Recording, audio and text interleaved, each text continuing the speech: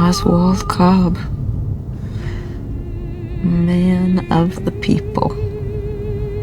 That's right. That's what you need to believe, huh? Here we are.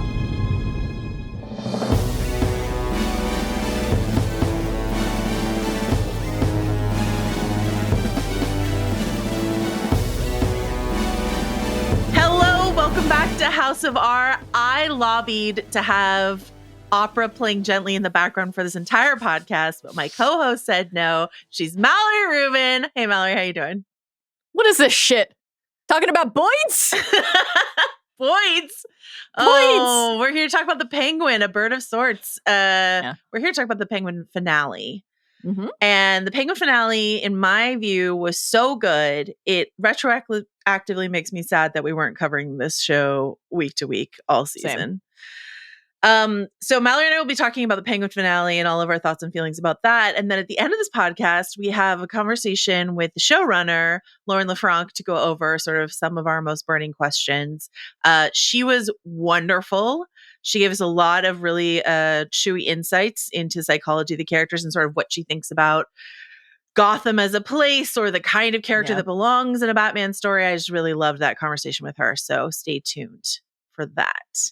Fantastic chat about a fantastic season of TV. Here we go. Before we get into everything, some quick programming reminders. Nothing much has changed since the last time I said this to you all. Arcane Season 2, Part 2 recap from the Mint Boys this weekend on Saturday. Next week, Button Mash will be here with something that a lot of people are excited about and I don't quite understand, which is Halo 2 and Half-Life 2 turned 20. I've heard the streets buzzing about this pod. And I'm excited. It's a big anniversary. I'm excited to understand why I should also be buzzing about it. But Gladiator covers from both the Midnight Boys, pew pew, and also pew, pew. From House of R next week.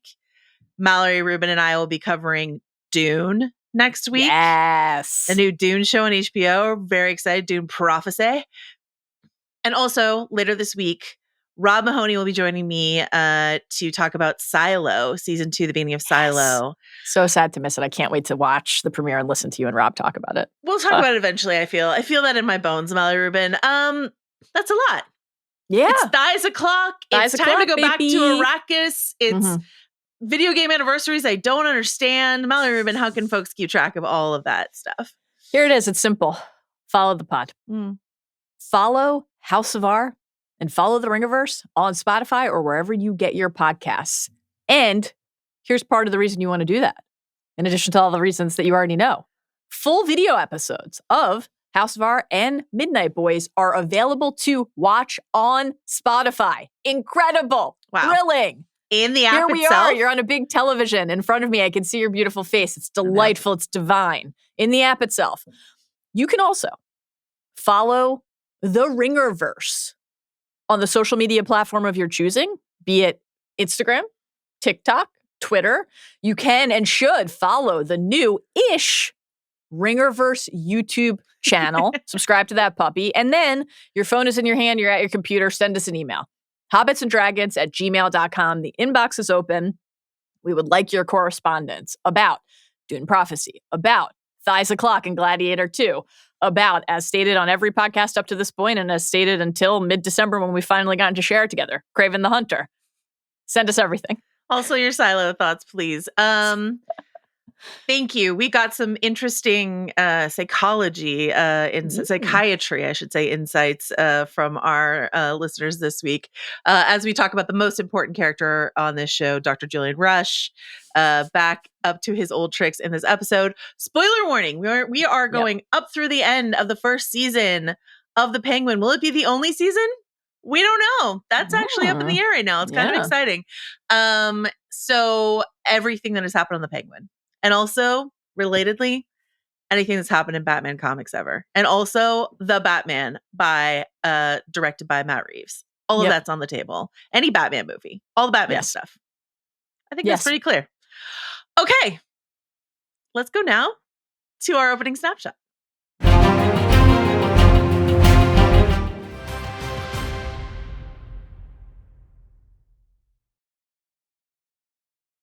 Episode 8, A Great or Little Thing, written by Lauren LeFranc, directed by Jennifer Getzinger.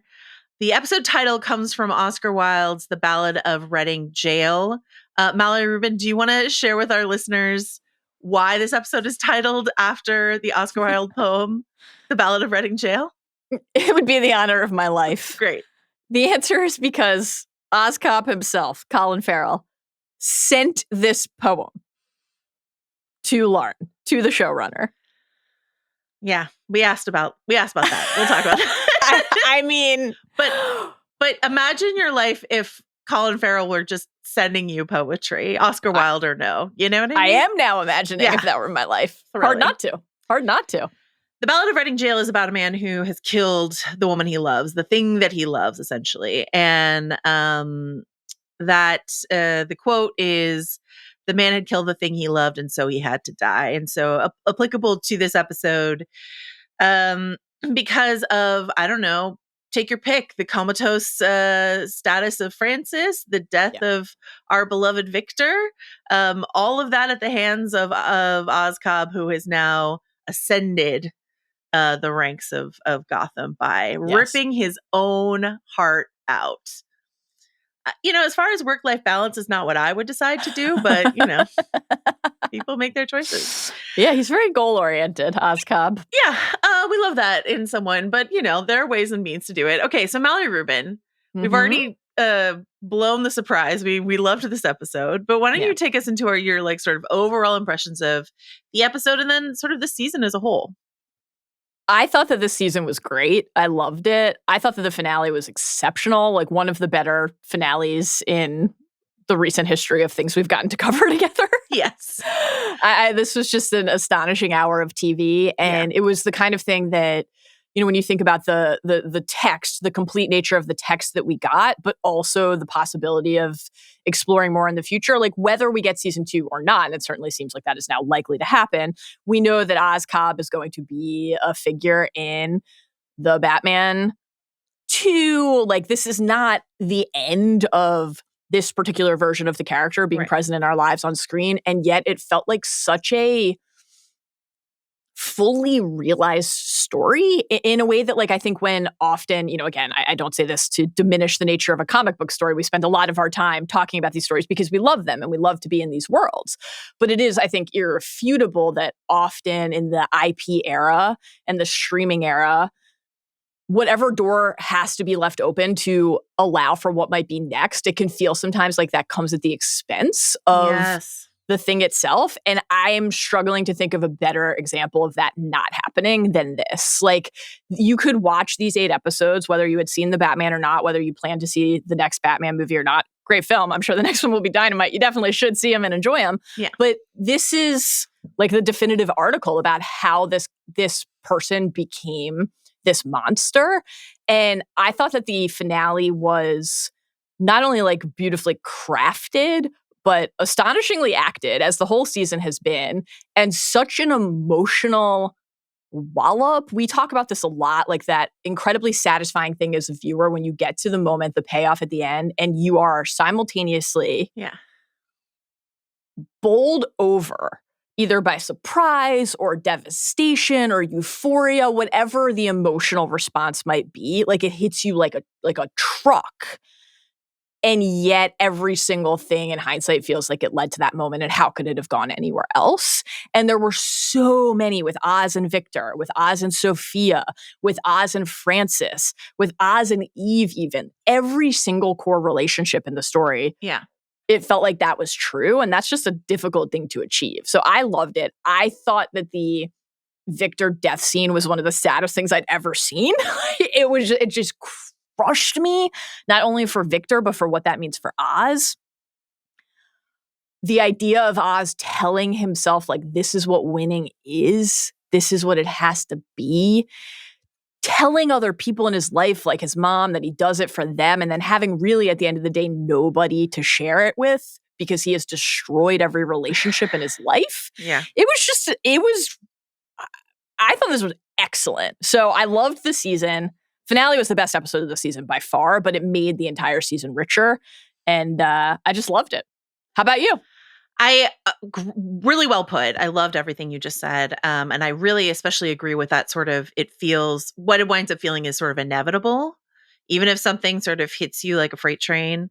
But it just feels like, of course, this is where this was going. Even if we didn't predict it, this is, of course, where things had to go. To your point about handing off to another installment in the IP verse that is, Matt Reeves' Batman verse, thinking about the bad examples of that we've encountered, I would say largely in Marvel properties, where you can just feel the handoff and it's just standing in the way of you immersing yourself in the climax of a story. I think visually this episode was incredibly shot, as was the whole season. The style of the whole season, just really consistent and gorgeous throughout. But there are just some like really interesting shot choices in this episode, like seeing Rex through the peephole, or there's just like some interesting compositions where they took their camera and just said, what if we did this instead? And that just elevates things that much more. And then I think kind of crucially to the promised experiment of the Penguin, they wanted to play in the world of mafia crime fiction. And there is a way to do that just feels like sort of pastiche or just largely a faint echo of what you're reaching for. Not again to knock another Disney property, but I think like Book of Boba Fett, in that it was going for something in that vein, and we were reaching for these connections. Whereas the Penguin establishes itself as, yes, I can think of things like, I'm thinking about Walter White. When Oz says, I did it all for you, right? I was just like, it gave me Walter White PTSD. Or I'm thinking about the various young men who get lost or taken out in The Wire. And I'm thinking about The Godfather. I'm thinking about this, that, and the other thing. But this stands on its own as not just an homage to that, but its own really complicated story. And I think also to your point about what this does sort of ripples back through the season for me. I went back and I didn't do a full rewatch, but I spot watched some scenes, and it has so much more weight and resonance to it. And as much as we enjoyed individual installments, I would still put episode 4 maybe up against this, or maybe like just below it, but like really close for me. The whole tapestry, like the weave of the whole tapestry sort of like tightens up. By the time you get to this finale, you understand what all those threads were for. Then you can see the whole picture, and then the whole thing just feels like really incredibly plotted and executed. So even though individual episodes, sort of as we were watching them, we were like, I like this one less, I like this one more. And on a rewatch, the whole journey just feels really masterfully balanced. And I think to your point about, and we talked to Lauren about this a little bit, I don't want to spoil this, but I just think it's really key in these shared IP verses. I just wasn't sure how much or Matt Reeves is involved in this or not. It really can depend. And it sounds like, this is Lauren's show, but it's still quite a collaborative process. So I kind of wanted to take us into this prompt that Matt Reeves says that he gave Lauren sort of going into the Penguin show. He said, quote, "We talked about where all of this toxic masculinity comes from, some vulnerability, some weakness so deep within that they're overcompensating for, that they're so protective of the wounds within them that they can become terrifying. Then it was for Lauren to go off and figure out, and she came up with a story about Francis." So, end quote. So I love that he's like, this is your prompt. Explain this character. And then Lauren crafts this incredible story about his mother and his brothers and this friendship that he forms with Victor. Like all that stuff comes from Lauren, but with a shared end goal, shared with the person she's handing the baton back to, if that makes sense. What do you think about all that, Mallory?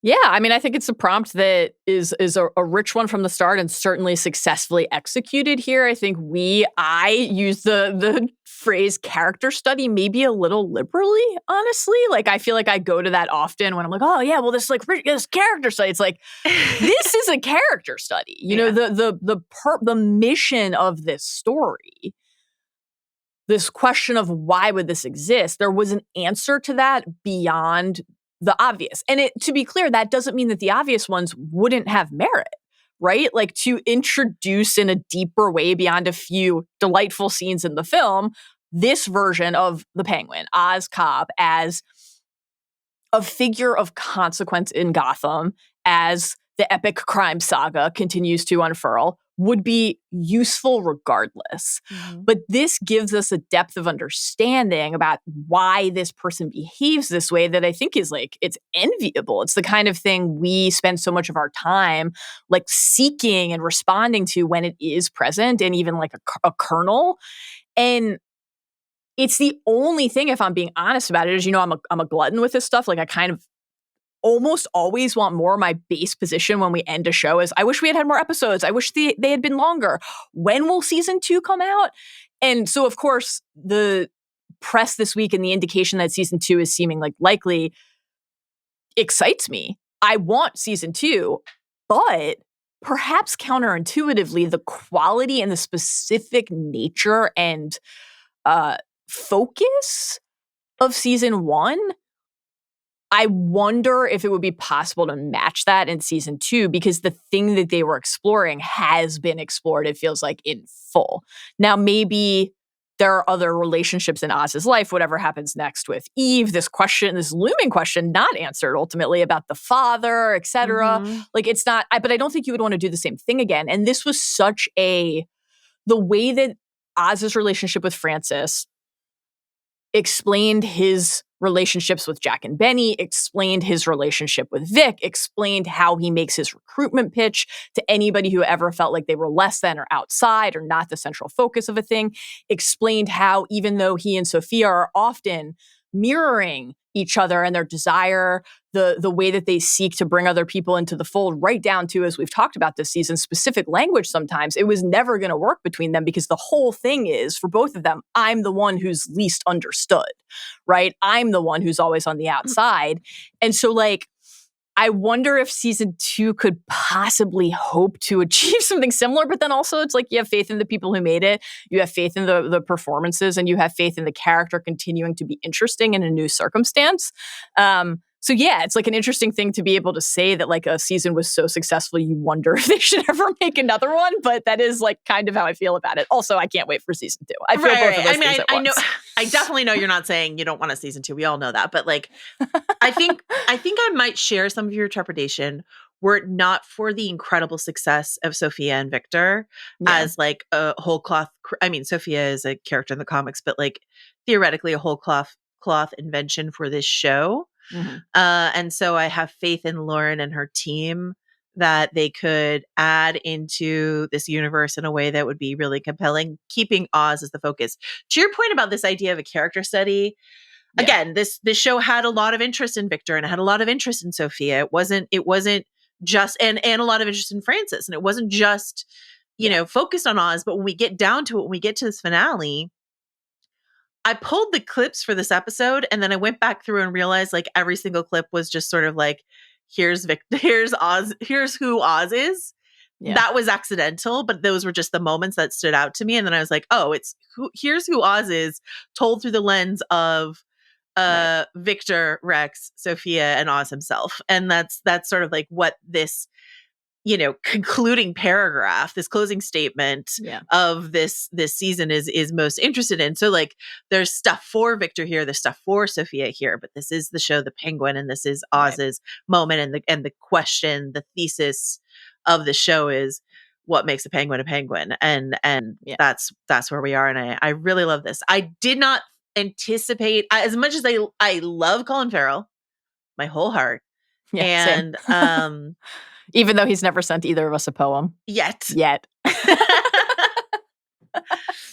I love the Batman, as you know. Yes. And I still never imagined that I would care as much about Oz, despite all the things that he does, or because of all the things that he does, as I do coming out of this. Like, I still care about him. He's still going to do worse and worse and worse things. And I'm still going to be able to see the vulnerable kid inside of him, which doesn't excuse his behavior, but it the empathy that we are asked to have for the characters in this world where, you know, I mean, even Batman himself can be a hard character to fully wrap your arms around and root for, but you're asked to care. Yeah, we as the audience now have our version of what happened for Frances when she stabbed Oz in the gut and then looked down and saw that little boy despondent and in shambles. And I find myself, throughout we've been talking about this throughout the season, when the show makes you complicit, how satisfying that is. I found myself at the end feeling so deeply for Oz and then feeling genuine revulsion that I felt that way. And I think that's amazing. Yeah. I think that's great. Yeah. When a show can make you feel that way and question why you what is the limit of our empathy when we have seen somebody do the things that Oz Cobb has done. And I think the real brilliance of the character study here is that we didn't watch him become a different person. Mm-mm. We watched him become a more unapologetic and full version of himself. And that's, I think, way more harrowing to confront. All right, let us go now to our episode 8 deep dive. Yes.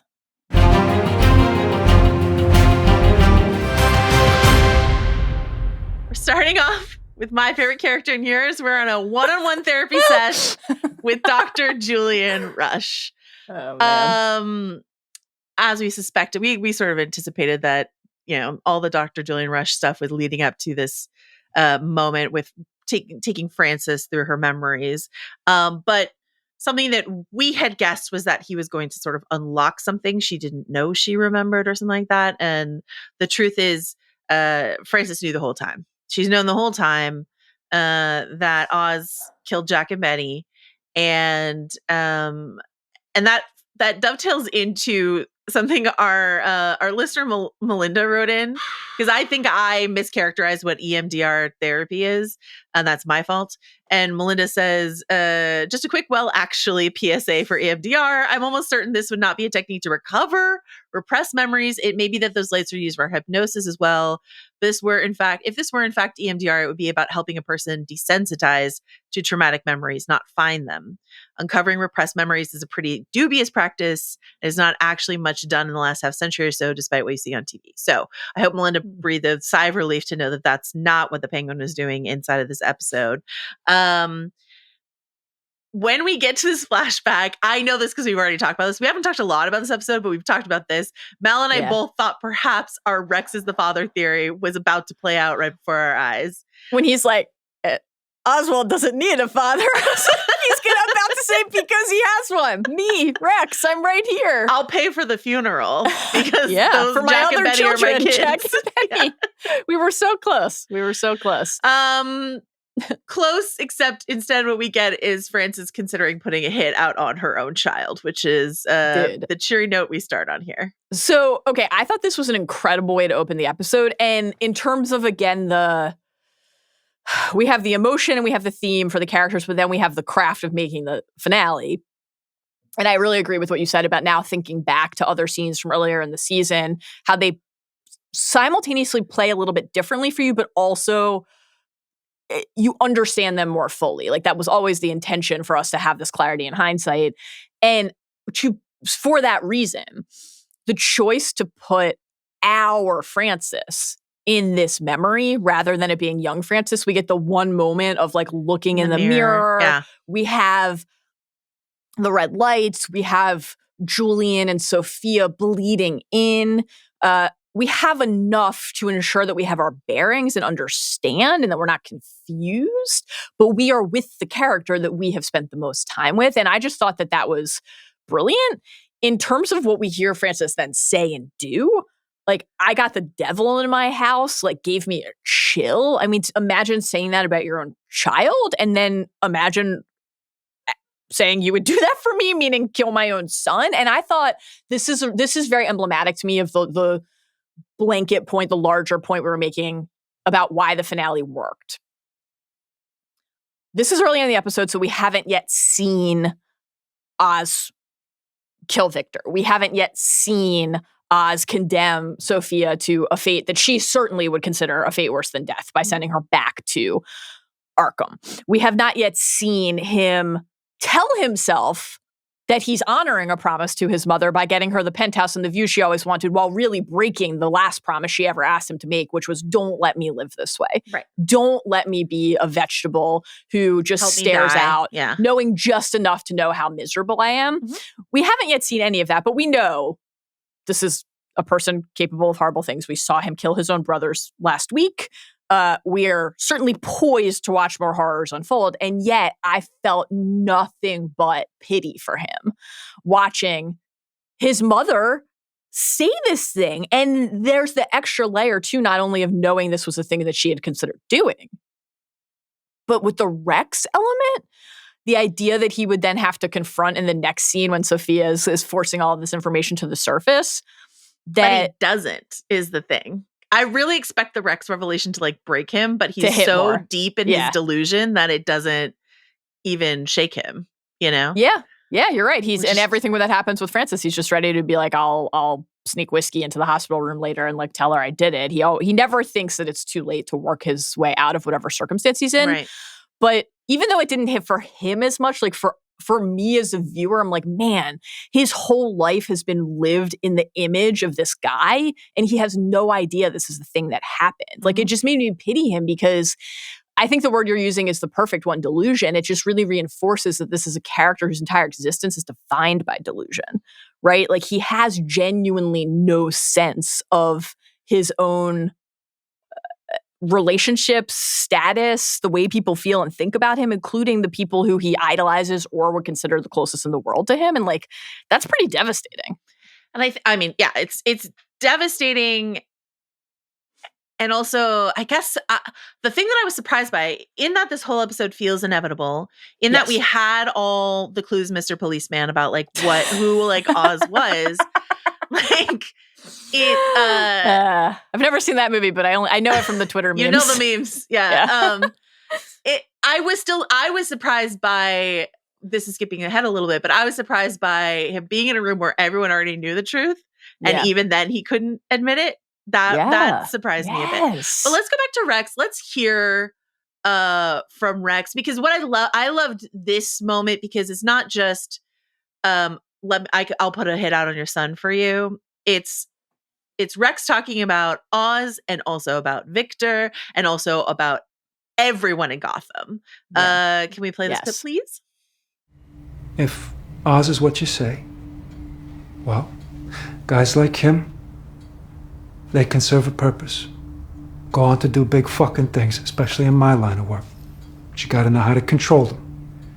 Most of the guys that come to me say they're looking to make money. That's fine, but greed don't buy loyalty. Now, I want loyalty. I bring in guys who are looking for a father. Guys like that got a void to fill. They'll do anything for me.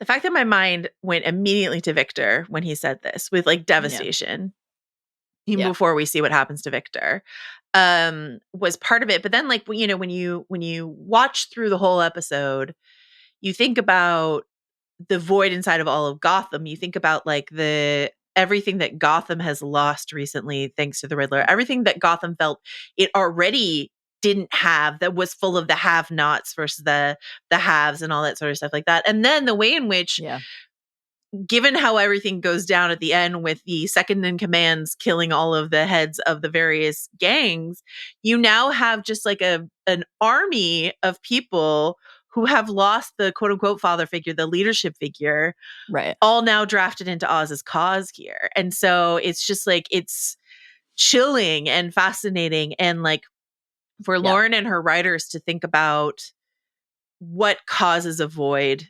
so deep inside of someone like Oz Cobb that, you know, every victory feels hollow, you know, like the victories that he wins in this episode, and how he cannot get the approval he desperately needs from Francis. Thinking about him standing over Maroni and screaming like, I beat you, and to like a corpse, you know, it's just sort of like, it's never going to fill up for Oz Cobb. Nothing will ever do it. And then I just think more broadly in a Bat stories in general, like Batman is a story about the first thing you learn about Batman is he's an orphan, right? Yep. Mm-hmm. He too has this void inside of him. Right. And his various Robins are missing their families, and he forms the Bat family, which, coming soon to a James Gunn project near you, Yep. this idea of the fractured family, the lost children of Gotham is such a key element of Bat storytelling that I just love that we're really drilling down on it inside of this story here. Yeah, I think that's a beautiful observation. And like it's there at the end, even with Selena penning her letter to Sophia, right? These are two people who had a very different relationship to their father, including his awareness of their existence, but at the end of the day felt failed in some way by the family structure that anybody from the outside, for Sophia at least, would have looked at and said, look at this mansion. Look at your riches. We hear Oz say that to her, a version of that in this very episode. And it's like, is that enough? And then for Oz, he's a character who's like, well, the fact that we came from nothing, that we had nothing, that's then the currency that I can use to make sure that the bond that we have feels more real. Like, look what we lived through and survived. But the fact that his mother was present in his life and he was present in hers didn't actually mean that he had family, right? Yeah. Like his mother calls him the devil and feels that way truly about him, and then makes a bargain with herself that that's a thing that she's going to allow to be present in her life.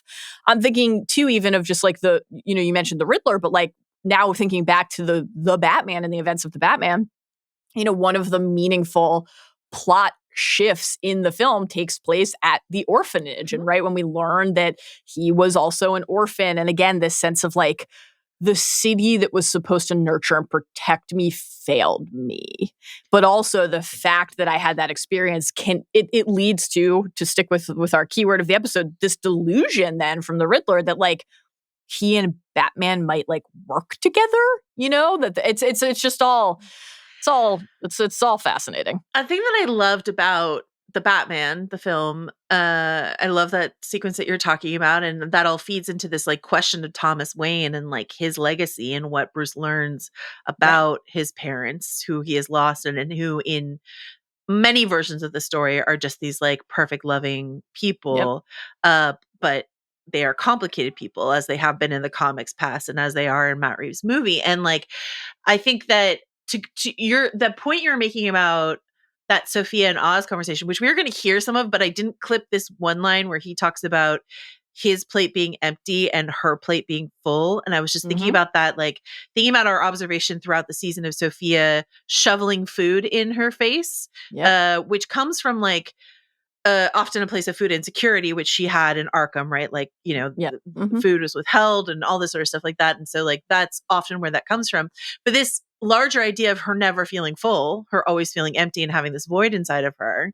And from Oz the outside looking in, and this is like one of your first points, this is like sort of the tragedy of Oz and Sophia is like from the outside looking in, all he sees is the food on her plate and all she feels is empty, right? And and like, Bruce Wayne, like the world's saddest little rich boy, like, he's got all the money in the world, but that won't buy him what he needs. And in there's a scene that the Midnight Boys love to make fun of in the Batman when Bruce is at Alfred's bedside in the hospital. And yes, we can all agree that scene starts out a little rough, but where it goes, where Alfred's talking about raising Bruce, right? And he says, quote, "I wasn't equipped to take care of you. You needed a father and all you had was me." Now we're at home screaming like, you were a father. You're a father in every version of the story, Alfred. But, that idea of like, you grew up without the thing. And sorry, we're going to move on from this in a second, but like the idea of my favorite ideas about Gotham have to do with how the like institutions fail us. Why do you need vigilante justice? You need it because the justice system is broken, and that's the courts, and that's the government, and that's the police, and that's the orphanages, and that's everything. It's just absolutely rotten and hollow. And I love Batman stories. Again, so I mean, much, same. And again, that was part of what was so sinister about watching. Now I'm jumping ahead, but like to watching Oz make his pitch and his play with Councilman Haiti was like, when we watch him recruit his own lieutenants or the five families or anyone throughout the story, he's like, we're the same. we're the ones who are forgotten. We're the ones who have to eat shit. Let's become the ones who are in charge. When he's making his pitch to Councilman Haiti, he separates himself from that and makes that whole reality of the city and what the city reflects about the people who inhabit it a thing that the politicians can leverage for their gain. Like, he's like, oh, they need someone to blame. Here, let me tell you exactly whose body you'll find and how you can use this, but also they need someone to love. Yeah. The people who are living in disrepair and have not had their community tended to, Oz would tell himself, would tell everyone, would tell Sophia in the car ride later when she's like, Oz Cobb, man of the people, like, you believe that? Right. And he's like, I do. But he goes into that room, into the Hall of Power, and says, like, the way that everybody is suffering can be your ladder to the top. Like, that is so insidious. Sinister. And, like, especially as that scene circles Bella Real, who was this sort of, like, hopeful candidate, you know, this, like, candidate that we look to in the Batman as like someone who actually cared about the people and was, like, sort of like a progressive, hopey, changey kind of candidate for the mayorship. And she's in this episode. She has the job, but she's mayor-elect, and Oz has his eyes on her, and that just suddenly makes that feel so insecure. If he set his sights on her, whether her job or something else, it's just interesting to think about. Okay, let's go to a totally normal mother-son dance at the Monroe. It's definitely not the weirdest dance in this episode. No. Second place, right? Okay, so though the dress might be the same. The song that's playing is Let's Face the Music and Dance. This is a cover by an artist called Shayna Steele, but this is an iconic Fred Astaire tune, and Fred Astaire being such a key figure in the previous Francis Oz flashback. They're watching the film Top Hat while Jack and Benny are gurgling in the sewer. It's terrible. But I want to take you briefly to Fred Astaire Quarter and just say, when I grew up as a totally cool and normal child, I loved Fred Astaire and Ginger Rogers movies. Like, they were among my favorites. You're the best. And my favorite, Swing Time is probably the best one, but, like, my favorite one was Follow the Fleet, which is what this song is from. And, you know, will it hold up to a 2024 audience? I can't promise that. But this number, which you can watch on YouTube, is one of the most stunning things that you've ever seen on screen. Largely because, not just because of Fred Astaire, because Ginger Rogers is wearing this dress that is heavily, heavily beaded. So it like twirls around her in this really dramatic fashion every time she spins. In the take that made it into the final film, she spins about halfway through the number. She spins with her arms up and her sleeves, you can't really see it. They whacked Fred Astaire in the face. He got slightly concussed, danced the rest of the number, danced it through anyway. They finished. And they're like, well, and he's like, I feel like I got concussed. Let's take a breather. Let's try it again. They did a bunch of other takes. They watched it back. The best take was the one where he was concussed. So that's the one that made it into the final cut. So if you watch it on YouTube, it's beautiful. Okay. Watch for about halfway through when Fred Astaire gets hit in the face with a really heavy beaded sleeve. And then the last thing I want to say about this, and then we can move on from Fred Astaire Quarter for sure, is knowing that her sleeve was enough to slightly concuss him. Yeah. I would like you to watch, like, the bottom of her skirt constantly whipping around her calves. And I have to imagine that she went home with, like, incredibly bruised calves. Anyway, but it's art and it's beautiful. Let's face the music and dance. This is like, not that I needed more convincing to just wear crew neck sweatshirts and pants with elastic waistbands, but if I did, I'd appreciate you not concussing us with your fits. We so appreciate that. What do you think of the pitch that young Oz makes here, which starts with, like, no one else believes in you like me. No one else is going to give you what you deserve. What did you think of this whole moment? Yeah. So I don't know if this was the intention, but for me, I think just because we've heard things like this from Oz so routinely, I almost, like, didn't watch this as an Oz scene or an Oz moment. I just watched it through Francis's eyes and the decision that she was making. And we have Rex looming like this specter of non-paternal sad death. And, Oz's excitement, that hit me, that Oz is like, oh my God, Rex is here. And yeah, he's going to take you home. But in terms of actually the thing he was saying, I guess the one thing from Oz's perspective was just that end note of, if you don't believe me, well, you don't gotta, because I'm going to prove it to you every damn day. Just don't give up on me. That feels so connected to everything that we've heard from him. The doubt and the way that he responds to doubt anytime he's in the face of it, whether it's like an outright rejection, which will just lead to him shooting you in the chest in real time. We know that. Or a softer lack of belief in him and the thing that he stands for. We know that is like the great insult, the thing he can't abide. And so, of course, it would be unthinkable to him that his mother could feel that way about him, and he needs to ensure that that's not the case. But the thing that was most on my mind was just like the decision that Frances makes to not follow through on the arrangement that she and Rex have struck. What that tells us about her in that moment, and then what it tells us about her every moment onward. Yeah. Because how much of it, and I think the answer ultimately is like it's all of these things in the stew, in the brew together, but how much of it is that she's looking at her little son, having lost two of her other children, and of course she knows because of a flashlight that he is responsible. Would not hold up in court. Let's just say the flashlight evidence is not, we wouldn't convict. No jury would convict. The flashlight probably not holding up in court. I agree. However, I wonder if she would be able to offer some compelling supporting evidence of like, well, and every third word out of his mouth is, I don't need Jack. Actually, I don't need Jack. I can do it on my own. But how much of it is the guilt, right? Yeah. I can't actually do this to my child. How much of it is, I am sickened by this person and what he is capable of. We hear her say, I thought the maybe single most haunting thing in the episode was like when she said, like, I'm sick that I'm your mother. Well, we'll get to that, right? It makes me sick that I'm your mother. I mean, holy fuck.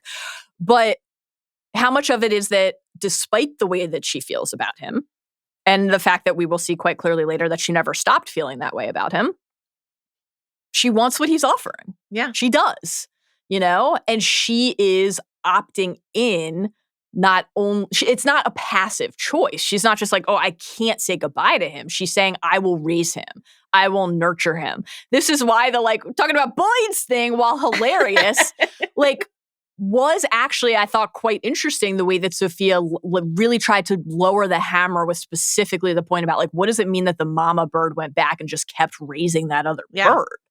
What does that tell us about survival instincts and the way you rationalize things to yourself? I thought that was just so interesting. And it goes back to, as much as Sophia is able to offer people like Eve and Frances some gentleness and empathy, it goes back to what she said in the previous episode of Frances, which is okay, he was born, disadvantaged, has this physical impediment, all this sort of stuff like that. But that doesn't make a monster.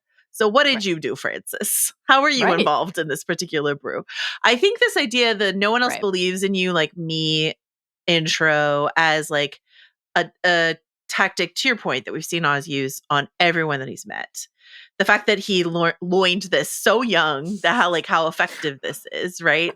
And it also reminds me of her willingness to make this deal with the devil. The role the corollary you have in mob movies, this is the Married to the Mob moment, right? This is this sort of I understand who you are and what you're capable of, but can that capability to Rex's speech that we, to the tune of Rex's speech, protect me, advantage me, elevate me? Spoiler alert for every mob movie and TV show ever. Usually it doesn't work out, but maybe this time. Okay. Our beloved Victor tries to give a big speech, right? Yep. He shows up way too late with the promised army, still bleeding heavily, it should be noted, from his last encounter with Sophia and her team. And Victor tries to do the Oz Sophia rally around me. What the hell do you even stand for? What are you gonna let the Maronis and the Gigantes do whatever they fucking want? Tries to do the Gold Summit thing, and it does not work out for our guy Victor. What do you think? Other than watching Victor, because we'll hear the other speech he gives to an audience of one in a minute. But other than contrasting with that, or thinking about Victor as someone with a speech impediment who nonetheless tries to give a big speech. What do you think this moment is trying to tell us about Victor as a character, or, the various gang members around him who are listening to this? Shout out Link. Yeah. Link. Okay. Definitely a character that we were tracking before this episode. Let me say this about Link. He received a very nice bottle of Macallan Scotch, and people have made decisions for less. They have. Also, great beard game from Link. Yeah. Big fan. Wonderful stuff. Big fan. Okay. So I had, once again, like a couple different responses to this. I was thinking about Victor, and then I was thinking about the people around him, and also the people who are not present in the scene at all. And for Victor, for all the reasons you said, I found this. I mean, like you said, we'll get to the hospital supply room scene, which I thought was exquisite. And just is like so fucking devastating now to revisit. On a rewatch, a tough rewatch, really tough. Oh, pain. I felt so proud of Victor, even though he is wrapped up in this horror show that we wish he had escaped, and now certainly wish he had escaped, wish he had gotten on that bus and just left this all behind. I felt proud of him, the courage that he's showing, the way that he is standing up for, like the way that he said, the pain in his voice when he said, like, this is my neighborhood. This isn't just like a area on the map that you guys are going to figure out how to push bliss into. This is my home. This is where I lost people. This is where I'm trying to rebuild. And like, I thought that he was able to convey that also in terms of his relationship with Oz. Certainly, we are just feeling that devotion. He has to know that shouting bunch of fucking cowards to the deputies of 5 mob leads is a risky thing to do. And yet he does it because he believes in fighting to protect Crown Point, and he believes in fighting to try to get help to Oz. So it heightened our sense of his devotion and commitment on the brink of that meaning absolutely nothing to the person who it is meant for. Devastating. The other thing it showed me, though, and this is like, I concede before I say it, a really cynical thing to say, is that nobody is actually responding to anything authentic or genuine.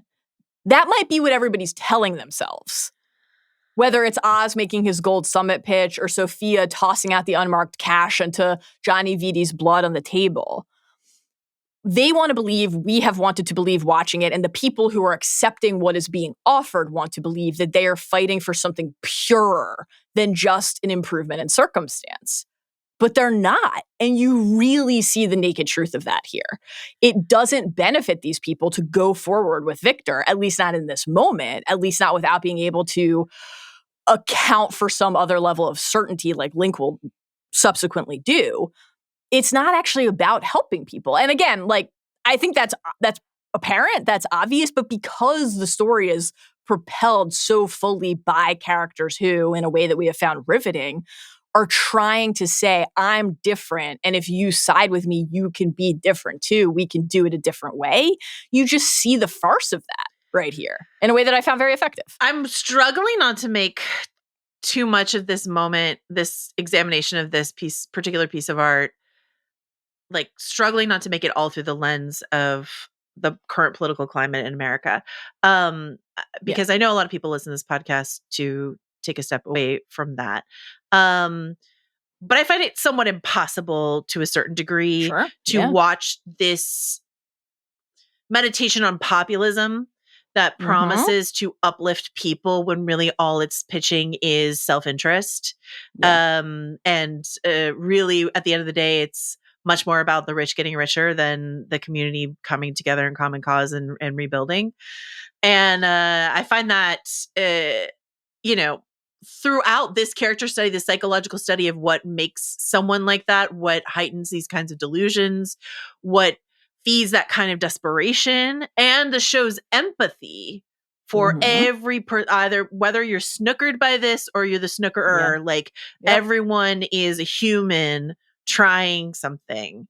So I find my personal reaction to the time that we're living in right now is a desire for community, for local close connection. And I was just thinking about the world of like what kind of story is this if like Victor and Sophia find each other, or like what possibility is there in this world for actual connection? Because even in the Batman, you know, Selena and Bruce part ways at the end of the Batman. You've got like Bruce and for now, but like Bruce and Gordon are in like, you know, shaky alliance, but like this is year one Batman. So like everything is sort of fledgling and not really, we don't have, you know, a community rallying around him. He's got Alfred, but all those things feel shaky and newfound and stuff like that. And Gotham itself is just unable or unwilling to come together. When Link says, watch what you say, you got to know your place, you're going to catch a bullet, then you really don't matter. On a rewatch, the thing that can't, like, I just flashed to his ID sinking into the water. Same. And who's going to mourn him? Graciela is gone. His family is gone. No one else really knew or cared about him. Francis is in a vegetative state. Like, no one's going to ask, where's Victor? And that's so sad. You really don't matter. It's tragic. Okay. Time for a family therapy sesh with Dr. Julian Rush. Again, my favorite character and yours. Well, it's just a test. This is just like of my lingering love for Theo Rossi and Sons of Anarchy. Shout out to the juice heads. Okay, so first and foremost, before we say anything else, we must press pause and talk about what Sophia is wearing in this scene. Please. Yeah. Her fits throughout have been amazing, right? Yep. This is a black sort of spaghetti strap, little black dress number with the red scarf tucked into the bodice and Louboutins, so like the red bottoms on her black sort of high heels, stacked heels. Incredible with the power mullet in full effect. Incredible look. Couple things come to mind. Not only is it just like an objectively wonderful look on an absolutely beautiful woman, but like the hangman imagery of the scarf, the new symmetry there is amazing. And then also, can't you just see it drawn in comic book form? It looks like a drawing without looking too cartoonish for this world. And I just find that an incredible achievement. Anything you want to say absolutely about this particular fit? I agree. It was a sight to behold, as like you said, all of Sophia's fits have been fit Lord truly. I like too, to the point about the hangman imagery. You know, we've tracked across the season the way that she has embraced revealing her scars and, like, you know, revealing more of her neck, revealing her shoulder and her arm, etc. And I thought this was like a compelling progression even further still of taking something that would once have been a cover, right? I'm hiding the scratch marks and the scars on my neck and just not removing it completely, but saying, I'm going to like make this my symbol. I'm going to wear like make armor, it sort of wear thing? like armor. I'm going to make it a sign of my strength. Fantastic stuff. Not her last iconic fit of the episode, but certainly the most notable. Yeah, I thought it was interesting because we have been tracking like when she uncovered her neck and when she didn't. What's fascinating about this, and I can't fully parse it myself, but like the neck wounds are covered, but her shoulder scar is out. So I don't know exactly what to make of it, but it looks amazing and powerful and incredible. And it's too bad that they duct taped Oz to a wooden chair. I would just say this: goons of Gotham. No wooden chairs ever. Okay. That's just my blanket. The surprise is not that he ends up breaking free. It's just simply that it took him that long. Yeah. Like, obviously, he's going to turn that into kindling and stab somebody with a sharp wooden point. I was going to say, with the pointy end, and he did. You need those wooden chairs in a vampire story because the stakes have to come from somewhere, and they come from broken chair legs. But other than that, goons of Gotham, I'm going to need you to work with like metal chairs. I'm going to need the hands to be bound more effectively than some mere duct tape. This is just not. And what quality is the wooden chair even in? This is an old dance club. The wood has been aging, perhaps termite riddled. The entire damage. Monroe establishment has been decimated by the Riddler's attack. Like, I don't think the structural integrity, even by the standards of a wooden chair, could have been particularly high. This was always going to turn into kindling. So I have some notes, certainly. I did love that the after episode video on HBO on Max after this episode, where you have Lauren talking about things, you've got some of the actors talking about things, you got Matt Reeves talking about things, and then you have a production designer talking about the Monroe Club. And I love that, like, we want it to look decimated by the Riddler's bombs, and she's also like, we want it to look like there's a lot of floral imagery because Gotham is a jungle. I was like, that's fascinating. But the idea that like we are playing out this scene as we have throughout the whole season, but playing out this scene in the ruins of Gotham and the ruins of the Riddler's, I was about to say antics. That seems a little gentle for what the Riddler's slightly mild terrorist attack, let's say. Again, just makes it all feel like a cohesive universe in a way that is very satisfying. And the perfect setting for in the macro and the micro once again, because you have the significance of this place and this memory for both of them, but as we now know, in such different respects. For Oz, this was the turning of the corner. This is where, we heard him at Al's funeral. He told Sophia, this is like when he started to understand what the power of music could be. This represented to him the beginning of a new life. And for Frances, this is like selling her soul and making a compromise that she would never ultimately recover from making, even though she continued to make it every day, which I do not think we should forget. All right, we already actually kind of talked a lot about this scene. Is there anything you want to hit that we haven't gotten to? One thing. Yeah. I thought that when we go through the list, as we have already today, of the atrocities that Oswald Cobb has committed and inflicted specifically on people he would claim to love, top of my list is him saying, "Ma, you're getting things confused. It's your disease talking." Oh, no. Trying to convince his mother that turning the gaslight all the way up to 11. And specifically, not even like gaslighting specifically with the thing that she fears the most, that this is her undoing. You're that right. This is, we heard Sophia describe Arkham in episode 4, if I'm remembering correctly, as like the unraveling, right? The undoing. And like, this is for Frances, her version of that. This is what the disease has made her feel like. It's like unraveling her sense of self and who she is. She called he weaponized that Yeah. to avoid having to admit to the thing that she already knows. I just thought that was like sick and horrible. Yeah. There are a lot of things that he does that are not irredeemable, make him irredeemable, but that was like so foul, I almost couldn't believe it. And I thought, again, that was to the show's credit, the fact that they keep finding ways to surprise us with the depths of his depravity. And he does it. The thing about Oz is he's that classic compulsive liar sort of personality where he's just constantly running from like alley to alley to alley of logic of like, how do I get out of this corner that I've been pinned into? And it's just sort of like, without any sort of hesitancy or remorse, he's just sort of like barreling his way through this without even emotionally, we don't even see him make the decision to do this despicable thing that he does. It's just part of him instinct, frantically digging himself out. So yeah, I think that's a really good call out. Avoiding poisonal responsibility at every turn. Okay. I really appreciated them giving us that little laugh in the middle of this absolutely grim sequence. It made me laugh so hard when she's like, "Wait, you don't like my story?" You're right. Good. It wasn't a good story. It was very good. Okay.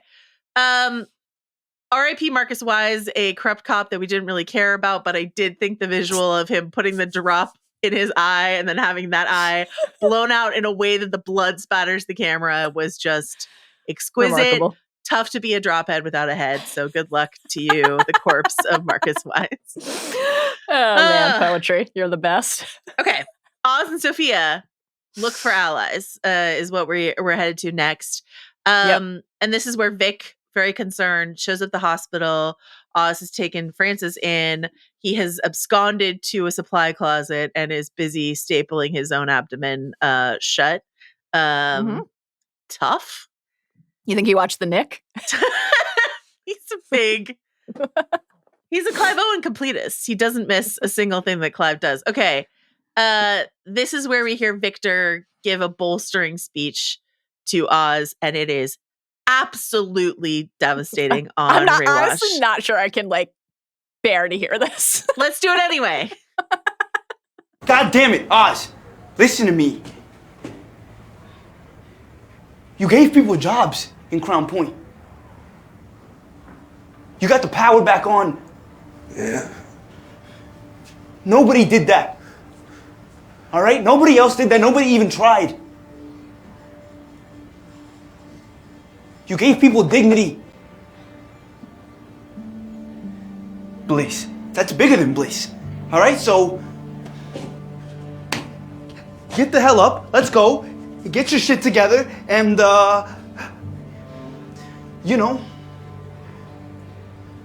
be you.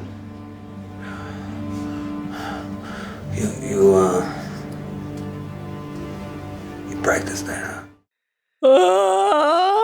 He did it with barely a stutter, which is also devastating. The fact that he is trying to buoy Oz with the language that Oz has used to describe his hero Rex, who was ready to kill him as a child. But he's talking about Rex as this sort of hero of the community. And Oh, man. again, this is the language also Oz will steal language from the speech when he's talking to Councilman Hattie later. Yes. So it's, Yes. And that's a sinister thing to do, obviously, incredibly sinister. It's incredibly devastating to watch Victor just really believe in Oz and really emotionally just invest everything he has in rousing Oz out of this. It doesn't matter, sort of stupor. It is tough. Vic mentions Link, a character we definitely have been thinking about all season. Specifically someone who's loyal to Oz. I will just say this. Yeah. Skipping ahead. Actually, the Link stuff plays really well for me in this episode. I'm teasing a little bit. I probably would have Link deeper in my mind if we had been covering this week to week, but we didn't. We covered it in two mini binges, so perhaps I would have been tracking him more this season. But I fell for the Link thing, right? Vic is Link is loyal to you, and then Link calls him and is we got to do something, and I was like, Link's about to fuck you over. And then he didn't. Link came through. So they got me on that one for sure. Yeah, go ahead. I found this so gut-wrenching. Even in real time, the first time it's so moving and impactful, but obviously now with the clarity of what awaits. Like you're saying, the fact that it's so apparent here that Vic believes in Oz, and it made me think back to one of our favorite moments of the season, which was in episode 3. At the club in the bathroom when Oz puts his gun to Vic's head and says this is what it feels like being with me. And for some now we have the clarity that for his own mother, that's true. Yeah. That actually is what it feels like. Except for her it's to a flashlight instead of a gun. A bright yellow flashlight that can only mean one thing. Yeah. And for Vic, that's no longer the case. And obviously we'll hear him on that bench later say you're family to me. And it's that he has embraced Oz. I thought that the specific word choice of be you could not hit harder because that ultimately is what we're going to watch. We're going to watch Oz be himself in full, unapologetically. And it's horrible. Yeah. And then the dignity idea, for that to be the heart of the pep talk and the thing that leads Oz to get up and go try again, when ultimately the thing he's doing, again, this is now a theme of the conversation, is robbing everybody of their dignity. He leaves, he doesn't just take Victor's life, he leaves him as a nameless corpse, like you said, right? He takes the fucking cash out of his wallet. What a perfect little detail to show us how despicable he is. He leaves his mother to waste away in that bed, the thing she begged him not to allow to happen. He could actually just have killed Sophia. He definitely could have done that. But he wants to ensure that she suffers, that she knows not just pain and despair, but shame. It's the opposite of dignity, everything that he is dishing out. And so for him to be propped up on the idea that he is providing to people the very thing that he is robbing them of, even I think back again to like the idea of being like the new Rex and you got power back in Crown Point and you gave people jobs. Like I think back to now that scene where he was just like, flood every borough, just put Bliss out in the streets. He doesn't actually give a shit about what he's doing to people. He just cares about what it means for him. Yep. That is Tough true. one. Tough. Oz says about Frances, she'll never look at me again, all right, unless I get this done. Got a promise to keep. I hate to like spoil conversations. Lauren said something about Oz and his idea of love as transactional that really unlocked a lot of stuff for me. So I'll let her talk about it, but I think that's just like a really key thing to think about as we watch everything that Oz does. He has to trade something for love. When he says got a promise to keep, do you think he's quoting Robert Frost? And do you think that's something that Colin Farrell put in because he loves poetry? Loves poetry. Do you think someone sent him that poem, or did he then send it to someone else? Maybe both.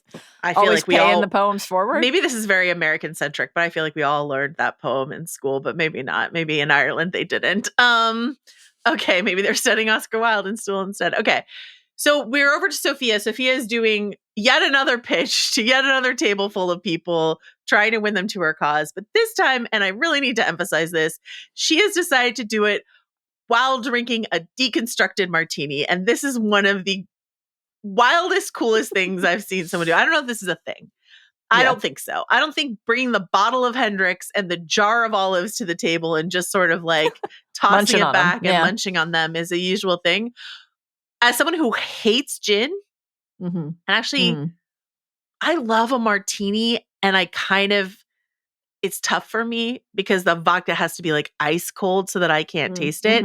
And then you have to dump like half the jar of olive juice in there. And then I'm like, you'll end up briny. Yeah. Oh, I love an as olive. Can be. Yeah. You love it dirty. Can I tell you something? I've never had a martini. You love an olive and you never had a martini? Every time I see somebody, including Sophia in The Penguin, in prior scenes, like more olives and the stick of olives at the lunch and everything. I always think I would probably love a martini because I fucking love an olive. Love. Never had one. Let's get martinis. Let's do it. We got tattoos. Next up, martinis. It's the same level of commitment. Basically, this is the one last job moment in this episode, right? Sophia's leaving. You can have the house, which I'm going to burn down, but you don't know that. You can have the house. You can have all of the holdings. You can have the whole kingdom. I'm leaving Gotham. One last thing I got to do, which is you got to bring me the penguin. And it's going to be fine. That's what I knew. Everything was going to go to shit. So really tough. Oh man, this was sad. I just even thinking back to like, just as recently as last episode when she returned to Julian and said like, he put me in an institution. The second I got out, I walked right into another one. She's right. Frances is right. I thought I was doing something different. I thought I was different, but I'm still playing my father's game. I'm abiding by his rules. And then he asked her later, like, what do you want? I want to be free. I want to be free. Then she says, I want us to feel pain. So the fact that there were multiple desires there has a lot of bearing on what unfolds. But it's like she took something like the threat that Johnny and Luca kept issuing earlier in the season. Plane ticket. Here's your ticket. Yeah. You get on this flight, you leave. You say goodbye to whatever promise you think your father made you. We know he actually did. Yeah. You say goodbye to your inheritance, to the thing that you think is yours, and you go. And she, of course, because of the way it was positioned, which was as an active death threat, resented it. For her to have moved to the point of embrace, like, I could start over. This doesn't have to be my life. I don't have to walk around surrounded by ghosts who bring me nothing but misery and regret. Very, very sad. And for her not only to fail to get that, to have it ripped away from her, but then to be entombed and trapped in the one place that more than any other represents like that feeling of the absence of escape free, was just like absolutely devastating. Yes, very, very flightless void of her. No, like it's thinking about Victor at the bus stop as well and how he almost got out. Thinking about Gia and her talking to Gia about like the fact that you can like have a different life and you don't have to have this life, and how she felt walking out of that room and all the guilt she felt about sort of what she had done to Gia and the way that she was perpetuating a cycle. But also there's a part of like, can I have that too? Can I have a life outside of the cycle of being a Giganti or a Falcone or whatever? So, yeah. Also, I just need to shout out, everyone's wearing gray around her and she's in another incredible plaid dress. Absolutely stunning. Then we get the scene. I don't know why this hit me so hard. There's something about the way that Colin Farrell plays the vulnerability in this scene, but when Oz, who is actively wiping the blood off of his hands, has put on a gray button down and puts the coat over it and asks Vic how he looks. Yeah. And Vic is a little bit lying, but like also very encouraging, is like, yeah, okay, yeah. No blood. That's good, right? You know, and he's like, yeah, well, you know, looking the part's only half the thing, you know. Well, you know. But there's just something about the way he's like smoothing his hair back and just like the massive insecurity rolling off of him walking into the lion's den sort of thing that I just found heartbreaking the first time and then intolerable the second time, because Vic is just offering him, bolstering him through this. It's just there's really this tough. just generosity from Vic, and all Oz does ever is take. And like, you know, of course we build toward at the end, walking up to the penthouse in the, you know, comics accurate, iconic tux, and also the nod then to the top hat and him watching that as a kid with Ma, but the pride with which like he greeted his own reflection and you know, dusted himself off and looked at himself in the mirror. And the thing about Oz that we understand, of course, after watching this, is that's the mask, and what we see here for just a second is true, which is like, I don't have confidence. I am insecure. I am going to be vulnerable. And the fact that he allowed himself to be that way with Victor was why we were so taken with the relationship. It's why, like, it's one of the two highlights of the show, along with Sophia. And then why that's the thing that he can't keep Victor around. He can't allow. Yeah. We get the Link stuff. We're in with Councilman Hattie and all the other stuff we've talked about with Councilman Hattie. The thing that like really made me ill is when he's giving his pitch about we can make this into a gang war between the Maronis and the Falcones. Like, it's all set up perfectly to pin it all on them and to nothing lands on me and your profile gets to rise. And then he says, quote, and this looks like an unhinged, angry broad got out of the loony bin and went on a fucking killing spree. And I just lost my mind at how upset that made me. Terrible. Yeah. Terrible. Yeah. Because again, he knows that's not true. It was a lie that he helped to perpetuate. And he is weaponizing the great shame and insecurity of someone else's life for his own gain. And also just this like general like hysterical woman thing that just like really on top of all the other sins, just like one more. Okay. We get, so Hattie, we should say, is sort of like comic book context. That character of Hattie in the comics has been a very corrupt mayor of Gotham. So too has Oz Cobb. Just putting that out there. So what Hattie says, sort of wrapping up this scene, I'm curious if this is like an attempted pitch towards Penguin season 2, even though that was not guaranteed when they made this season, or have something to do with Batman Part 2. Because Hattie says, quote, you're going to have some trouble, Oz. Real, she's forming a commission, anti-corruption. They're going after cops, city officials. Good, says Oz. And they have a list of Carmine's associates. They're going to subpoena you.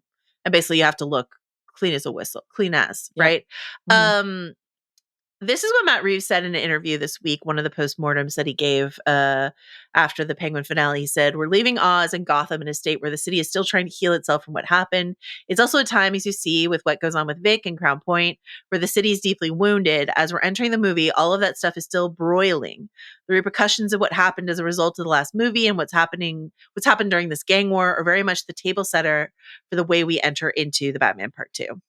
Mm-hmm. And as you consider all of this, just enjoy this one last little morsel from a Colin Farrell interview to THR, where he says about Oz's story, he says, "So how is that taken up in the second film?" This is a Colin Farrell quote.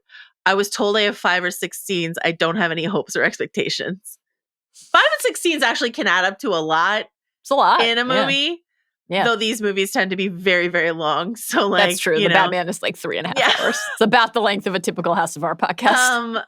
But yeah, I'm curious if Oz is going to feel again like, I don't know, almost a tertiary character, or even lower down the pole. We don't know in the Batman Part 2. Yeah. That's all just something to think about. As he walks out, he looks up at Bella and her cohort up the stairs in the city hall steps, and it was giving me Aaron Burr and Hamilton, The Room Where It Happens, sort of. I want to be in the room where these decisions get made. I have just about conquered the underworld, the criminal underworld of Gotham. Next step, City Hall is sort of the vibe I was getting off of that moment. Do you have anything you want to add? Anything different there? No, I'm proud to tell you that's a musical reference I understood. I love this about you. Last I've seen but not least, Hamilton. in that Thrilled. sequence, Bella has a sling on her arm, and Lauren said something in her interview about the truncated timeline they were working on between, like, the time between the two movies. And, so Bella injures her arm at the end of the Batman, and she still has a sling on it in this episode. So, like, how much time do you think has passed between? Because there's, like, certain montages, like, Oz's time to sort of, like, build up the whole Bliss Empire before it is collapsed. Like, I almost thought more time was happening in this show. Or, like, there's time when characters greet each other and say, like, it's been a minute, even though we saw them together in the last episode. How much time is supposed to have passed? So, like, are we saying just like a couple months? Does that sound right? Do you? I think so. Yeah, I think I feel like it can't be too much more. On the one hand, obviously, part of like any part of the city, Crown Point, that's unattended, that's just baked into the plot. That like the lack of attention and care, no matter how long it had gone on, that would be part of the point. So that tracks and makes sense. I'm trying to, I think ultimately where I land with the Batman part of it is respect and admiration for, and this is something that you talk to Lauren about a lot, like respect and admiration for the show's confidence in making a story without Batman. But I would be lying if I said I did not keep thinking to myself throughout, like, where's Batman? Like, shouldn't Batman be checking in on this? It feels like this has really gotten to the point where Batman should become involved. And so for me, the closer this is actually to the end of the prior movie, the better in terms of helping to explain that, because I think he would be recuperating, going through a lot and navigating a lot. If this is like a year and a half later, I'm like, where the fuck is Bruce? Yeah, no, he and Alfred are doing PT together, basically, like getting back on their feet. What do you want to say about what Sophia is wearing and what she's doing as she decides to burn down her family home? Listen, we recently covered another show that we loved, Agatha All Along, where a character I won't name to avoid spoiling something in case anybody listening to this has not seen that show, discusses in a way that absolutely delighted us property value and the impact of traumatic events on property value. Wow. And I will just say, I don't know. The legend continues. It's amazing. Yeah, always. For Sophia and the cathartic nature of cleansing in this way, burning down the this monument to Carmine's greed and putting his own achievements and ambition over his own family, definitely makes sense to me that she would do this thing and that it would feel fucking great for her to do it. And then there was if I'm being frank with you and the Bad Babies, there was a part of me that was like, ooh, just what if we sold it? Or at least like some of the stuff, the paintings. What if some of the objects, we have a new life to build in Europe. What if we burned all of the clothes on the lawn? What if we made the pile with the watch that we saw earlier this season and the painting? What if we piled that up on the lawn and lit that on fire? There has to be something in that manse that wasn't tainted by the memory of Carmine that we could have used to help build our future. Looked quite nice, and I bet Carmine had nothing to do with the plants flourishing in the atrium. So, okay, last needle drop I think that I have to mention here. Oh no, second to last, obviously, because we've got opera later. But the Sleigh Bells cover of Where Did You Sleep Last Night plays here. This is I wrote this in the notes, so Mallory already knows this, but this is based on an old folk tune called In the Pines, which I actually sang in my like middle school choir. Different lyrics, very different lyrics. But it was most famous. In the Pines was most famously covered as Where Did You Sleep Last Night by Nirvana and the MTV Unplugged concert. That is like perhaps one of the most famous versions of it, or definitely the most famous version of it. The decision that Kurt Cobain in that recording makes to scream at the end of that song, like scream the last verse or two, really takes that song to another level entirely. And hearing the Sleigh Bells, Alexis Krauss, the singer in the Sleigh Bells, like scream this, just gives this this female rage as Sophia in like scarlet red marabou feathers torches the family home. Incredible stuff. Musical corner. I love it. It's a triple cross, Mel. Yes, it is. At Goodwin International Airport. Hangar 5. Hangar 5. Yep. We talked a little bit about this conversation that Sophia and Oz have in the car. Anything you want to say before we get into the car with them and Oz slides back into the driver's seat? I think the only thing about the actual crossing and the Link Victor Oz move, obviously like the moment Sophia realizes, like when she sees that Oz is smiling. Yeah. That hit. But I think I really just do care so deeply about Victor. And so once again, I kind of watched the scene through a Victor lens a little bit. And like, I was just really struck by his readiness for violence. Yeah. After everything that we had seen with Squid, and it gets easier hug and embrace from Oz after, which like we talked about at the time was, made us feel like warm and kind of sick all at once. And you really you're in the sickness part of it here. But yeah, take us into the car, back with the old driver, Oswald Cobb. O Mio Bambino Caro plays, and I'm not going to go into that song. You can look it up on your own. That's fine. It's a tremendous piece of opera. But let's listen to Oz and Sophia, and mostly Oz, talk in the car. You got no idea what it feels like, born into nothing. You're gonna smile at the person whose boots on your neck. I'm hoping one day you'll look down, see you there, and just let up. You know what people will do to push that down? They'll do fucking anything. Anything to push down that feeling. You think I don't understand that?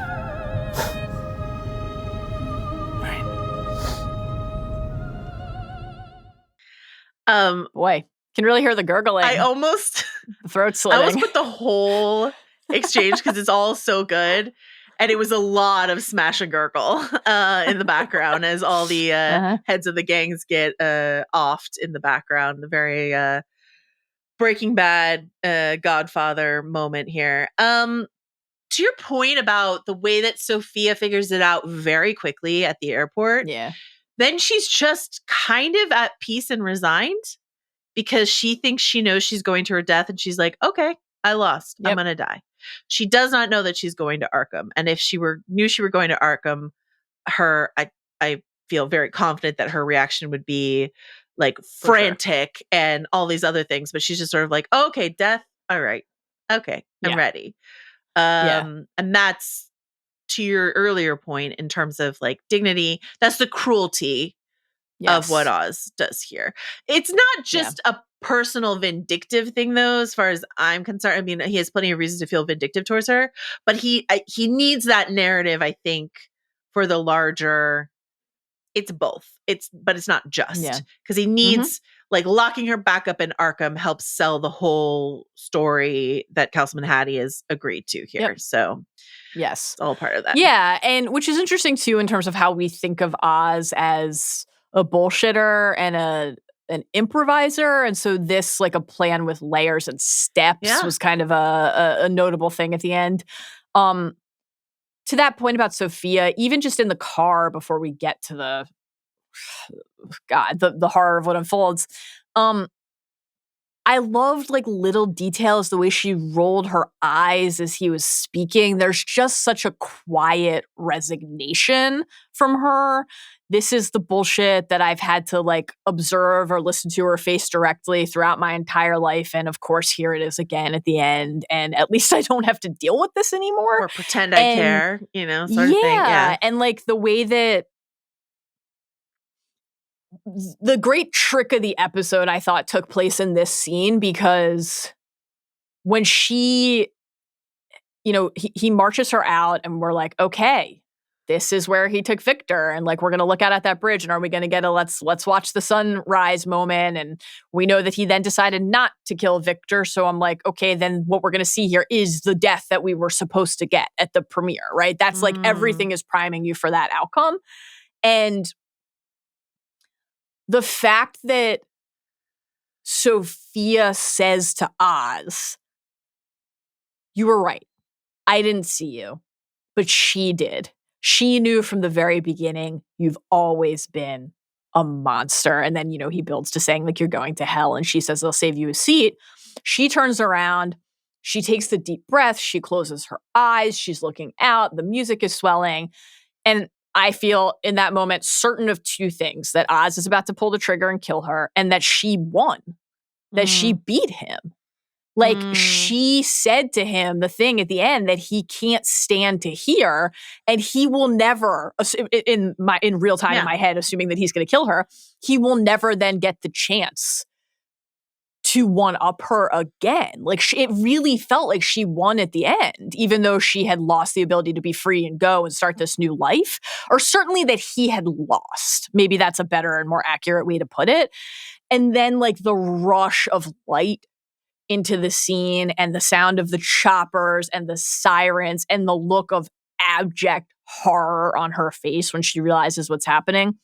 And whether she's going to prison or Arkham or wherever, like, that she is going back to confinement and a cell and a place where every day people are going to tell her that she's something that she knows she isn't.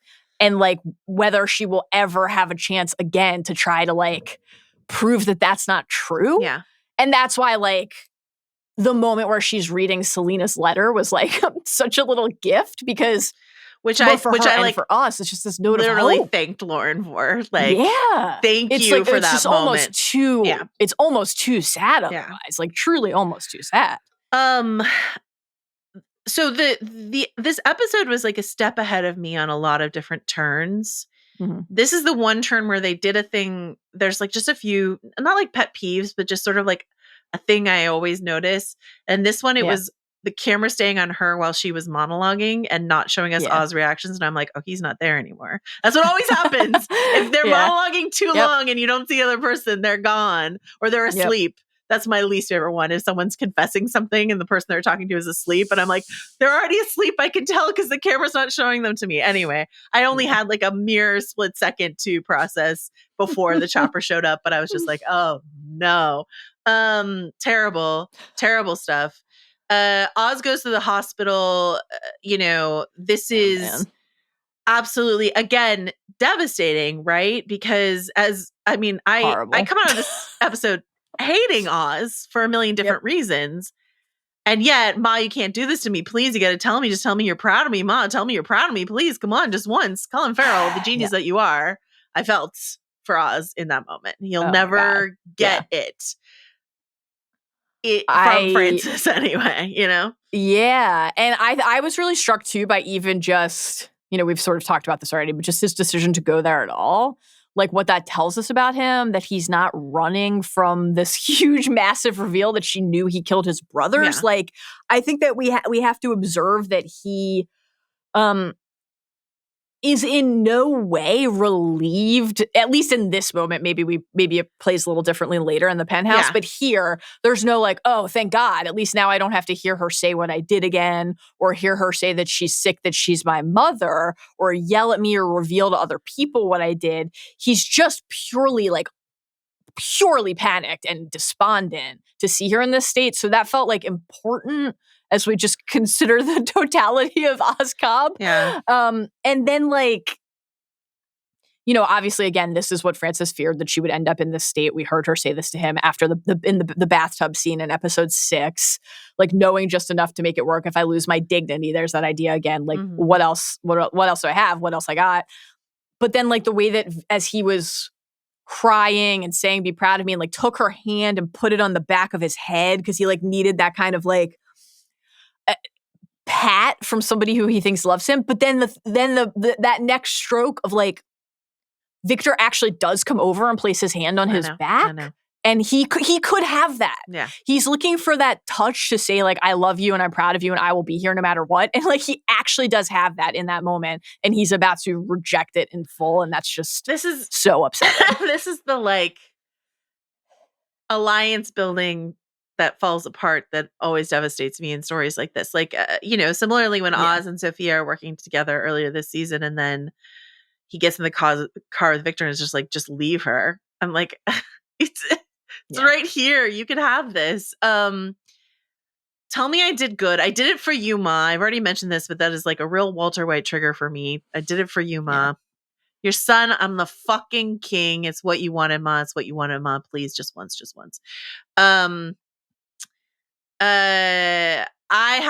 thought about, I think this is sort of obviously triggers, I think, Jimmy Cagney in one of the most famous gangster movies, White Heat, where he's like, I did it, Ma, top of the world, right before he blows up. But yeah, this I did it, Ma, top of the world. I'm the fucking king, Ma. I'm the fucking king. I did it.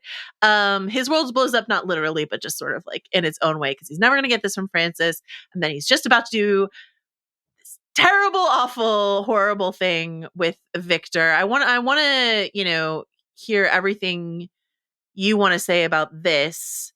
We've already talked about this scene quite a bit throughout this discussion, but I do want to just do one last sort of check in on Poetry Corner with the Ballad of Reading Jail, because this is the key. This is why Colin Farrell sends this poem to Lauren LeFranc, and why she names this episode after a line from the poem. Quote, yet each man kills the thing he loves. By each let this be heard. Some do it with a bitter look, some with a flattering word. The coward does it with a kiss, the brave man with a sword. Some strangle with the hands of lust, some with the hands of gold. The kindest use a knife, because the dead so soon grow cold. So this idea that what Oz does here before he kills Victor, he buoys him up. He's like, we couldn't have done it without you. You did good. You saw what we needed with Link, everyone's favorite character in the show. You really understood what was happening. You're the best, but I can't take you with me, right? The coward does it with a kiss, right? This is the coward's way of doing this. It's not quite evading he who passes sentence must swing the sword. He is doing it himself at least, but to wrap it in this sense of family, this emotionality, is all the more despicable here for poor Victor. Terrible. Nice Thrones call, because Hands of Gold made me. Yeah, Hands of Gold also made me think of certainly absolutely. made me I was thinking Thrones of too. Tyrion. Yeah, for sure. Oh man, what a poem. Sheesh. It's very long. That's the best part of it. It's very long. Love a long poem. Okay, great.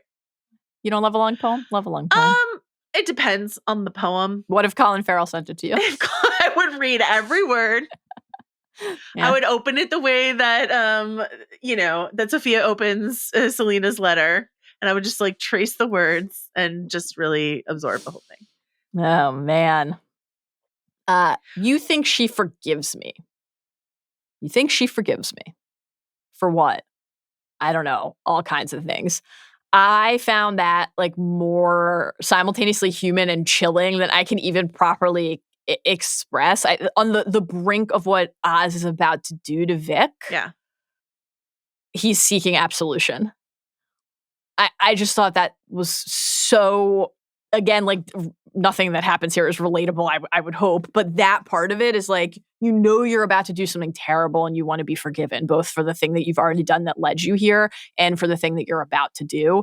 And the absolute cruelty and greed of asking the person he's about to do it to offer that to him was just so foul to me. Like emotional disassociation, just like lack of humanity, ensconced in the delusion that this is not a horrific thing to do, what he's about to do here. Yes. Yeah. And I thought like on that front, it's interesting because this is a rich episode for tracking that in Oz. Like, when is he disassociating and when can we see actually the real awareness of what he is thinking and considering? And like, we move through all of that just in the span of this one conversation on this bench. And, you know, when he says like what kind of men they'd be if they had the chance, what they'd think of me now about his brothers. It's like very, very emblematic of what you're describing. That's ill, honestly. Oh my God. Yeah. But then when Victor responds to that by saying, you know, his version of that, like, me too, I think about my family, and then saying, you're family to me, you know, Oz is nodding, like, not in a way that he looks touched by this at all, just like, he's resolved, right, to what he has to do. And frankly, to the fact that what Victor is voicing is, from his perspective, just more proof of why. Yeah. Right? We have allowed this relationship to form that I view as a weakness and a danger and a liability, and not something that I can have in my life. What I have waiting for me back at the penthouse that I'm about to go acquire is a mother who called me the devil and a woman I pay. Yeah, exactly. And a woman I pay. And like, I guess there's a version of that where you could say there's something really honest about that, about the transactional nature of love. And like you said, like, there will be a lot of interesting things to hear in the interview from Lauren about that. But there is something purer in what Victor is offering. And also, we have to recognize that even the thing that they built very authentically together came from something transactional in the start. What Oz was offering him was a different life than the one he already had. Yeah. And Victor decided to opt into that. And for it to have led here is such a betrayal of the enticement that Oz provided. It's just so sickening and awful. And I thought that like the filming and the way that Victor like was, his cries of the please as he's barely able to choke out a word anymore. Watching his like intercut with what Oz was saying. Watching his shoes like scrape on the ground. To go back to the transactional nature thing or the honesty of it, it reminds me of this conversation I was trying to have with Bill and Sean when we were covering Succession, where I was just like, there's something about Connor and Willa that just feels so honest. It is transactional, but they are like, you give me the thing that I need from you, and we both know what that is. Right. Yeah. In a way that like none of the other siblings, like their relationships, totally. I was just like, I don't find it romantic, but I find it honest. And there's something sort of like stable about that, you know? Yeah. Okay. So Victor dies. And again, as we mentioned, the ID goes in the water. It feels horrible and inevitable at the same time. It is everything that Oz has done throughout. He starts the show impulsively killing Alberto. He spends the whole show betraying every single alliance that he makes. Of course it was going to end this way, even though I guess I thought it was a line that he wouldn't cross. Mail call for Sophia Falcone. Dr. Julian Rush has somehow regained employment at Arkham Asylum. I don't know how he is employed by anyone. Listener Melinda, who wrote it about the MDR, I'm not going to read this whole email that she sent, but it's like pretty fascinating about the idea that like we were kind of trying to put Julian Rush in this like scarecrow mold or something like that. But her point is that he's much more Harley Quinn in terms of the trope of the psychiatrist who falls for their, charismatic patient. The power imbalance, especially now that we're back in Arkham, is like very complicated to navigate. But this idea of like putting Sophia then in this kind of Joker role is interesting to contemplate at the very least. Dr. Julian Rush, your favorite character of mine, then describes the Hobbits and Dragons inbox when he says she's received, quote, rants, poems, marriage proposals. What's up, bad babies? Thank you for all of your emails. Great stuff. I mean, we've already talked about how this is like a little ray of hope and a very bleak ending for Sophia. I just need to tell the world, maybe I shouldn't. Maybe it's unwise to want something too much. But I just need to tell you that if season 2 of The Penguin, because the genius of this ending for Selena, for Sophia, is not just that it's like a fate worse than death, a cruel twist of the knife. It is a clever way in an IP world to put a character on ice and break her out again. So like if she is nowhere to be found in the Batman movie, we're like, yeah, she's in Arkham. Like, what is she going to do? But then if you break her out in season 2, then we can use her again. I mean, I would love for Kristen Milioti to be in the movie, but they don't have to put her in the movie. We know where she is, but she's such a wonderful character, as was Victor, but she's a wonderful character. We could use her again. Absolutely. And I hope we do. And I hope this is my hope for the Penguin season 2. Since season 1 has been such a hit for HBO, a hit with like comic book fans, like an unapologetic hit. They were doing like Last of Us numbers for the Penguin. It's like incredible. If it's glossy enough, could they get Zoe Kravitz to come do season 2? And can we get Selena Kyle and Sophia Gigante join forces in season 2 of the Penguin? Talk about a glimmer of hope at the end. Please? I mean, can you imagine? My God, would we survive? I don't know. Please? Okay. Then we get the end. I mean, we're guess what? As per usual, running long. We've talked about this ending a lot. Again, it feels inevitable. It is something that was previewed in Eve talking about sort of the way in which Oz likes to see her, the various wigs that we saw in her apartment, the way that that Sophia in our shared favorite Sophia moment from the last chunk of episodes, or funniest at least, it underlines that I Eve used will to lie to men like that. Yeah. Will say whatever it is that Oz needs. She uses the literal, like very close, right? She says, Gotham's yours, sweetheart. Nothing is standing in your way. Francis in episode 1 says the city is meant to be yours, sweetheart. Right? Nothing standing in your way now. Goddamn right. Cut to the bat signal. I thought that was like pretty wonderful. So good. And so good. And horrifying. And here we are. At the end of all things. This is how Oz continues to tell himself that he's doing this for other people and fulfilling his promise when he has trapped his own mother in the exact circumstance that she wanted to avoid, and then is cosplaying their interactions one floor below. It's just such a selfish, monstrous thing. Is it and so hideous. Are you disturbed by it? Boys! I am. I am disturbed. Like to see that tear and for him to be like, yeah, it's amazing, isn't it? Was just we did it. God. I didn't go back to double check, but there's a chandelier that's on like it's not up, but it's on like scaffolding, and it almost looks like maybe he like pillaged that from the Monroe, like a chandelier from the actual club to sort of make his new palace. I mean, that would make sense because I think we both agree that there's something honest about the transactional nature of a relationship, but also like the less charitable read, and there are many of what's happening here, is that for Oz, like he's just filling his life with props, right? Like yes, I don't mean to say this is. I do not associate this. Put this in the same bucket as Connor and Willa. Of course not. No, of course not. Our icons, Connor and Willa, have nothing to do with Oz. This is twisted. This is twisted and upsetting. Yeah.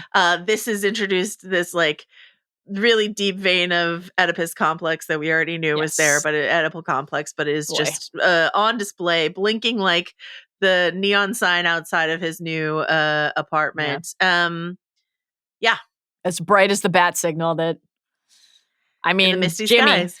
Yeah. Jimmy Gordon, we're a little late. We're a little tardy on We're our a little urgency late. here.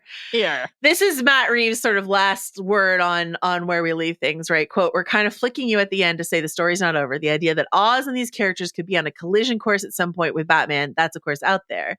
So we wanted to leave you with a sense of that without shadowing that this is really the completion of the story." And I just feel that way again, just to reiterate what you said at the beginning, and then we can call it a day here. The fact that this feels genuinely standalone and part of a larger thing is such a hard thing to pull off. So truly an achievement. Kudos to Lauren, kudos to Matt, kudos to everyone involved in this show. Anything else you want to say? No. Great finale. I wish we'd covered it every week. I'll look forward to doing so next time if there is in fact a season 2. Same. And I thought this was great. I loved every Sophia outfit. I'm curious to see how many you incorporate into future video pods that everyone can watch on Spotify.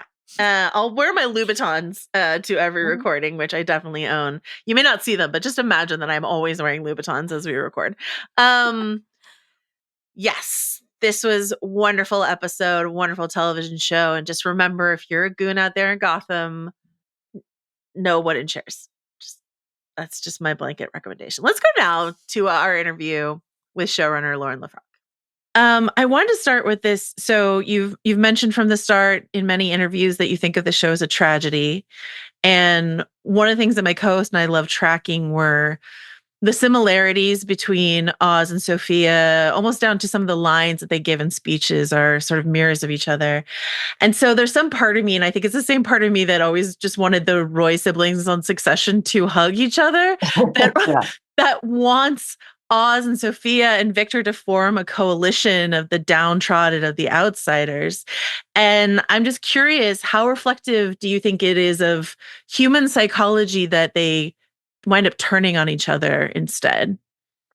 Well, I do always think of Oz and Sophia as two sides of the same coin. And I feel like sometimes when people are so similar in certain ways, it's when there's the most friction. Obviously, we're dealing with Oz, who's a narcissist. And for him, it's like, I think a lot of the mentality there is, if you serve me, then you can do no wrong. Like, I'll make you feel great. You can live in my glow. And if you don't, or if you make me feel like a fool, or if no longer does this benefit me in some way, then he's quick to turn. And with Sophia, I think she's someone who's struggling so much coming out of Arkham with her own identity and what is going on with her and what she wants and who she can trust.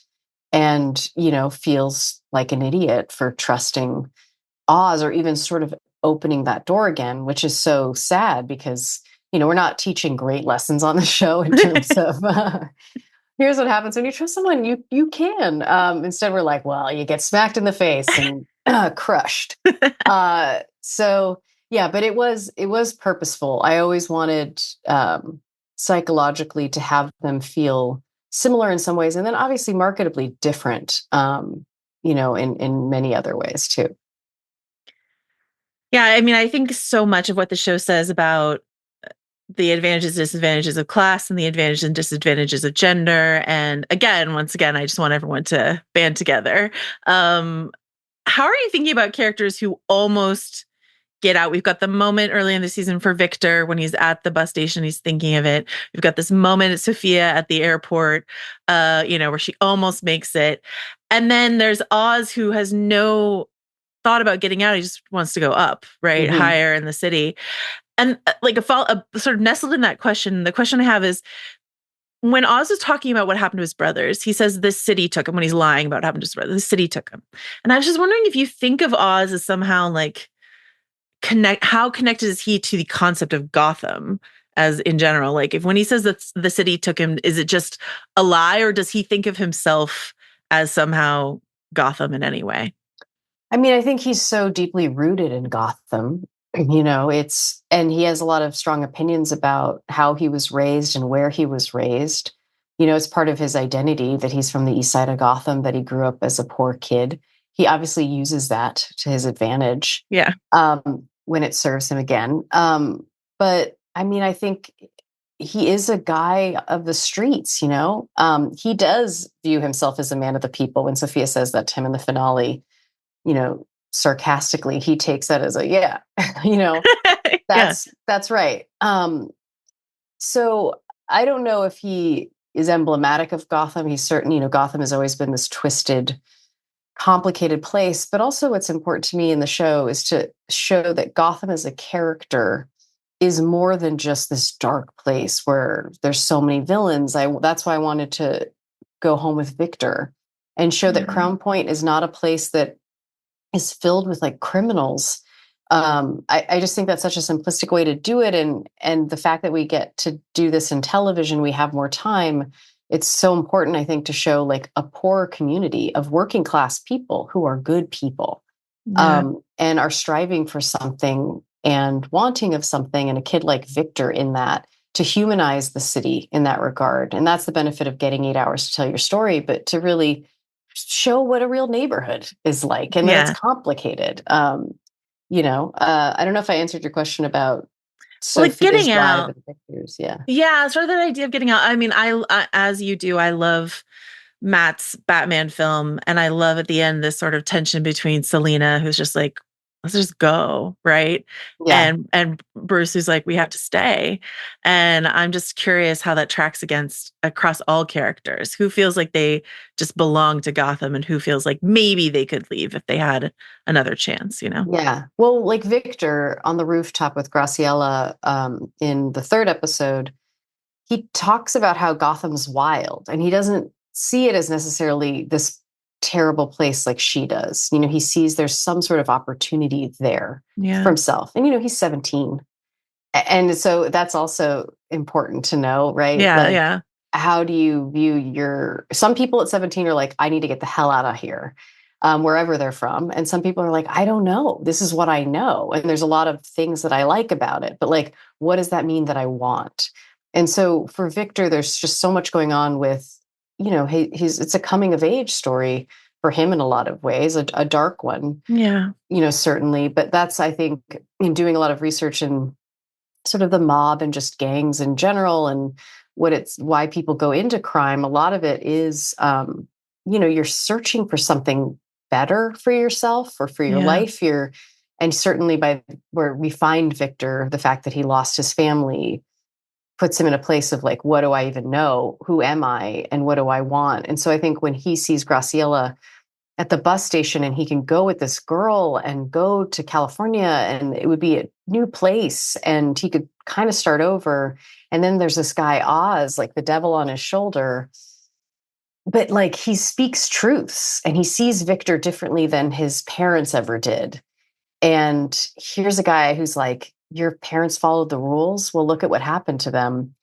Like, I'm a rule breaker and the world isn't easy and it's not set up, as he says, for the honest man to succeed. And Victor's like, man, there's some truth in that. I just lost my family and no one seems to care about my family.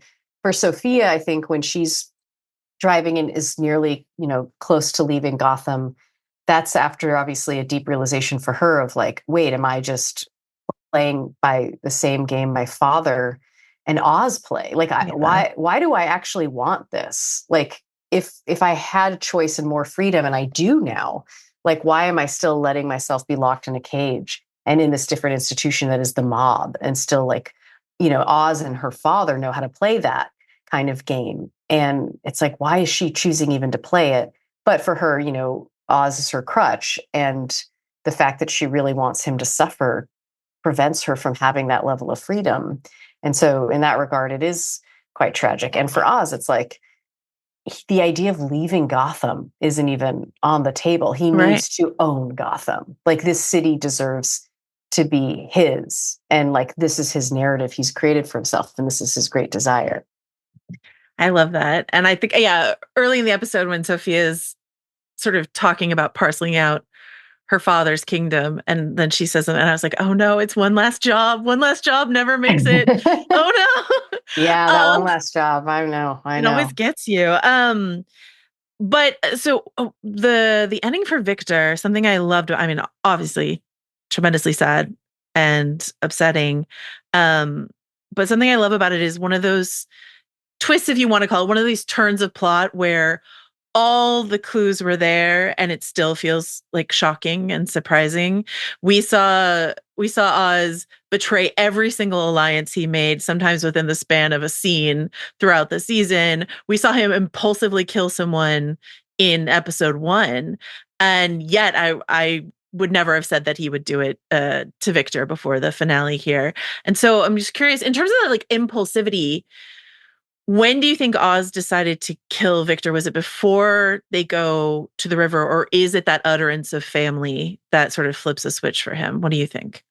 I don't want to be super specific about that because I do think it's purposely left up a little bit for people to kind of make up their own minds based on what we know about Oz and what you as an audience know about Oz. But I mean, I think there's a lot going on with Oz in that moment and what he's been through and the kind of sort of conclusions he's come to in that, you know, the fact that he loved his mother so deeply and she didn't give him what he wanted. And he can't really allow for that feeling to sit with him. And here's a kid, Victor, who's seen him at his most vulnerable and accepts him and loves him. And the thing is that I've always felt with Oz when I was starting to conceive of him and his backstory and what he wants is that he views this idea, he's afraid that love is transactional. Like that might be his greatest fear, but he leads his life as if that is true. So, you know, he pays Eve, but there's a level of control he gets from something like that. He's always seeking his mother's acceptance and he never can quite get it, right? So there's this transactional quality. If I can get you these nice things, will you love me? You know, will you accept me? And here's Victor, who the truth is he doesn't need to pay him. You know, he pays Victor. He does that in the 3rd episode to try to, I think, gain more control and make sure this kid's on board. That's how Oz sees it. But Victor he just believes in Oz. Yeah. And sees something good in Oz. And for a character like Oz to be seen that way, I think it brings up a lot of feelings that might be uncomfortable for him. And also, he wants power. And I think the fact that his mother was nearly taken from him by the hands of Sophia and used against him, and that Oz potentially almost lost everything because he was vulnerable enough to love somebody, that's a weakness to him. And that doesn't, you know, that's a twisted, distorted view of humanity and power and all of those things. But I do think that's very reflective of Oz. So I think there's a lot going on in that moment for him when he chooses to take Victor's life. I love that concept of, you know, you kill the things you love. And you had mentioned in the sort of Inside episode that aired after the finale on Sunday that Colin Farrell had sent you the Oscar Wilde poem, The Ballad of Reading Jail. And I was curious, that's such a fascinating thing to think about. And I was curious, how often was Colin Farrell sending you poetry? No, like how often was he involved in the shaping of this season, or did he send that to you because he's like, oh, it just reminded me of this, or how much was this a dialogue between you and Colin as you shape the Penguin in this show? I mean, my relationship with Colin is so collaborative, you know, it does feel very special in that way. He's such a soulful actor and he really digs into characters and certainly into Oz in such a deep, deep way, right? There's this natural curiosity. And I find that with all of our cast, which is so great. You don't always get that. They're all so curious and want to just have conversations and dialogue and like throw out ideas and like want to make sure that the scene they understand it more deeply. And so that was a lot of Colin and my dynamic as we were shooting, you know. I mean, he felt like things were very clear, but then it would be like, you know, you're sharing inspirations or this scene makes you think of something else, you know, whether that's just like a personal thing or like, I mean, I think Colin really does love poetry, and he and I bonded early on Oscar Wilde. You know, we're all in the gutter. Some of us are looking at the stars, you know, that quote, which I had like on my wall in high school. And he brought up in terms of Oz being sort of in the gutter and his own, you know, version of what he's striving for. So when Colin sent that to me and I had never read that, I read it and I was like, oh, and I was in the middle of writing the finale. And so I was like, oh, I should title it A Great or Little Thing. That seems correct, because what Oz is seeking to do can be perceived as something great or very little compared to, whose perspective you're taking that from, but also the meaning behind the poem, which is about killing the things you love, in so many ways. Yeah, I think you've mentioned this idea that inside of this episode, killing Victor, having his mother, go into this comatose space, that Oz is ripping out his own heart to a certain degree in order to become the figure that he needs to be to continue inside of Reeves's universe, his conception of who the Penguin is.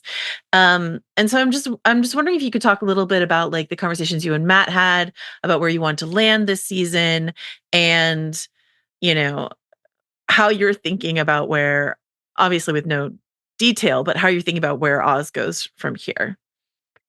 Yeah, I mean, the main thing that I talked to Matt about is that Oz is someone who has a void he's looking to fill.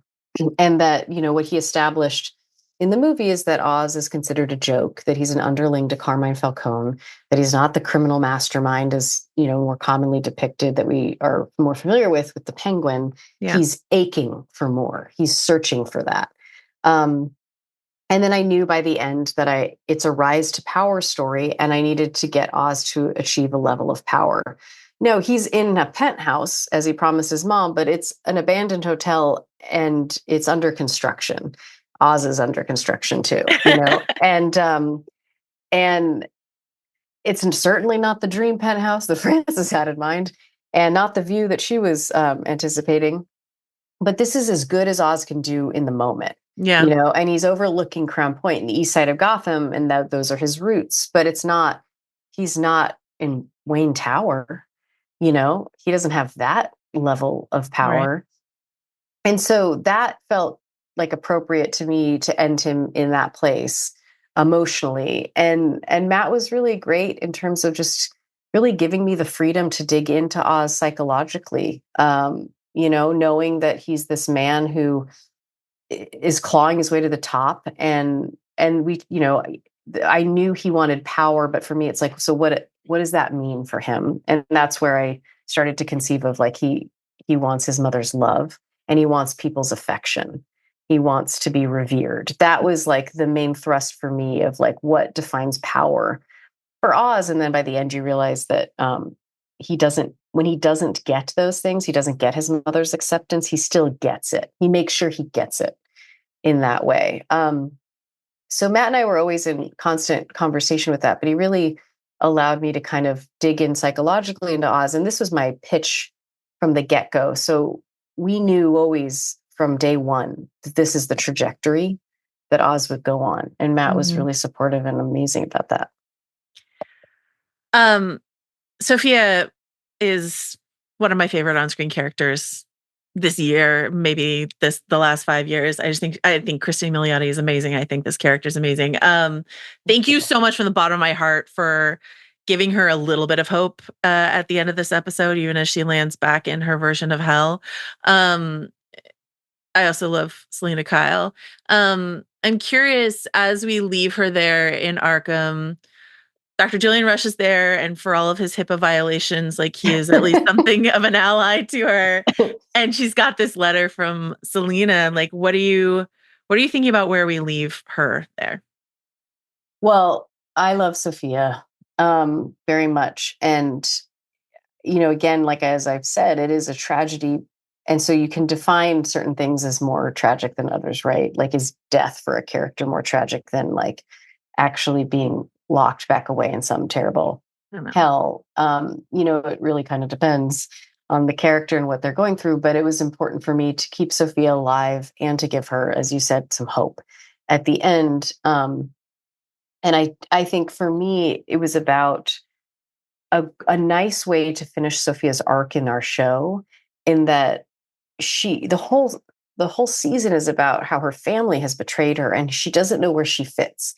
And she doesn't feel like she has people she can trust.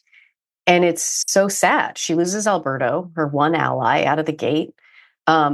She realizes Oz, who she didn't feel like she could trust, but decided to like let her guard down a little bit again, is the one who killed him. All these, like this patriarchal mob family, are truly just the worst and treat her like crap. Yeah. And she takes it until she can't take it anymore and then starts to kind of feel more free, but she's still lonely, and like Julian Rush is the only person who she can even like feel like could be an ally, which is also its own sadness because, he was a doctor in Arkham and he witnessed her demise, but also like her evolution in a way, and seems to be fascinated with it and is supportive of how empowered she becomes in that. But she doesn't have other friends that she can really turn to. So I wanted to make sure at the end that, to me, Selena, telling her, and so many, like we're saying, this is your half sister, that Sophia realizes that she does actually maybe have family still out there, and that we as an audience can put our own feelings on that, knowing what we know of Selena's depiction in the Batman, that these two might have a lot that they could connect on. I mean, we don't know. So to me, the leaving it in that place is exciting because it feels like allow people to put their own thoughts and feelings on that. And, we'll see if anything's done with that in the future, because now this is my handoff back to the Batman 2 and I'm not a part of that film. Yeah. It's such a tricky, complicated level of IP storytelling, because it sounds like, you and Matt are incredibly supportive of each other and collaborative, and that's an ideal situation. That's not always the case in these IP handoffs, but it's still, you're like, this is yours to shepherd for a while, and then you hand Oz and the rest back over to Matt. What does that feel like to sort of be part of this chapter of the story and then sit back and look at what happens next? Well, I really feel honored to get to play in the sandbox that is Gotham City and the one that Matt created. I mean, it really is like childhood dreams level stuff for me, and to know that I just think comic books have lived on and stood the test of time. And there's so many different iterations and so many different stories, different depictions of these characters. And I'm just really thrilled that I get to be a part of that. And I get to, I got to create a backstory for the Penguin, this depiction of the Penguin. And I got to bring Sofia Falcone Gigante to life in a very different way than she was ever depicted previously. And I got to create Victor Aguilar, which is very personal to me, and Francis as well. And so like all these different characters, like making them Maroni's like half Iranian, like, I'm just like, there's certain things that I'm like, this is the kind of thing that if I'm like, oh, can I do this? This is what I would want to do with it. So it's been so amazing to really have the opportunity to do that. And then it really is, though, when you're telling stories, and certainly in this universe, in the comic book space, it's like they're not yours. No story. They start as yours, and then you let them go into the world, and then they take on a life of their own. And that's the whole point. You want things to like evolve and change. And like we couldn't have made this show, and Matt couldn't have made his film, I think, without all these different earlier depictions of how the Batman started to change and evolve and how we looked at Gotham City in a different way. So in that regard, it's been just really exciting to be a part of like just such a grounded version, such a human story. But it's weird, to then be like, okay, well, here's Oz back, Until like, next time. Yeah. But I'm really grateful to have been able to be a part of it. You mentioned this sort of grounded aspect, which we loved about this season, but we also loved the occasional pop of wild color, be it the purple of the car, the yellow of the dress, the red of Sophia's final outfit, but also the scarf she wears with the black dress in this episode.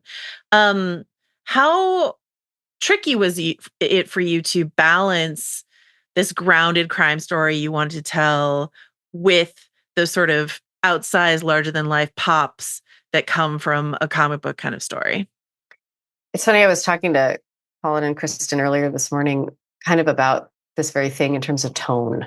Tone was so important to me. It always is. And especially in a piece like this, because we're in Gotham City, right? It's not, it's a fictional city, but the thing about Gotham is it always has felt reflective of our own cities in America. Yeah. And what Matt established in the film is such a grounded, gritty version of Gotham. But also, for me, comedy is so important to me.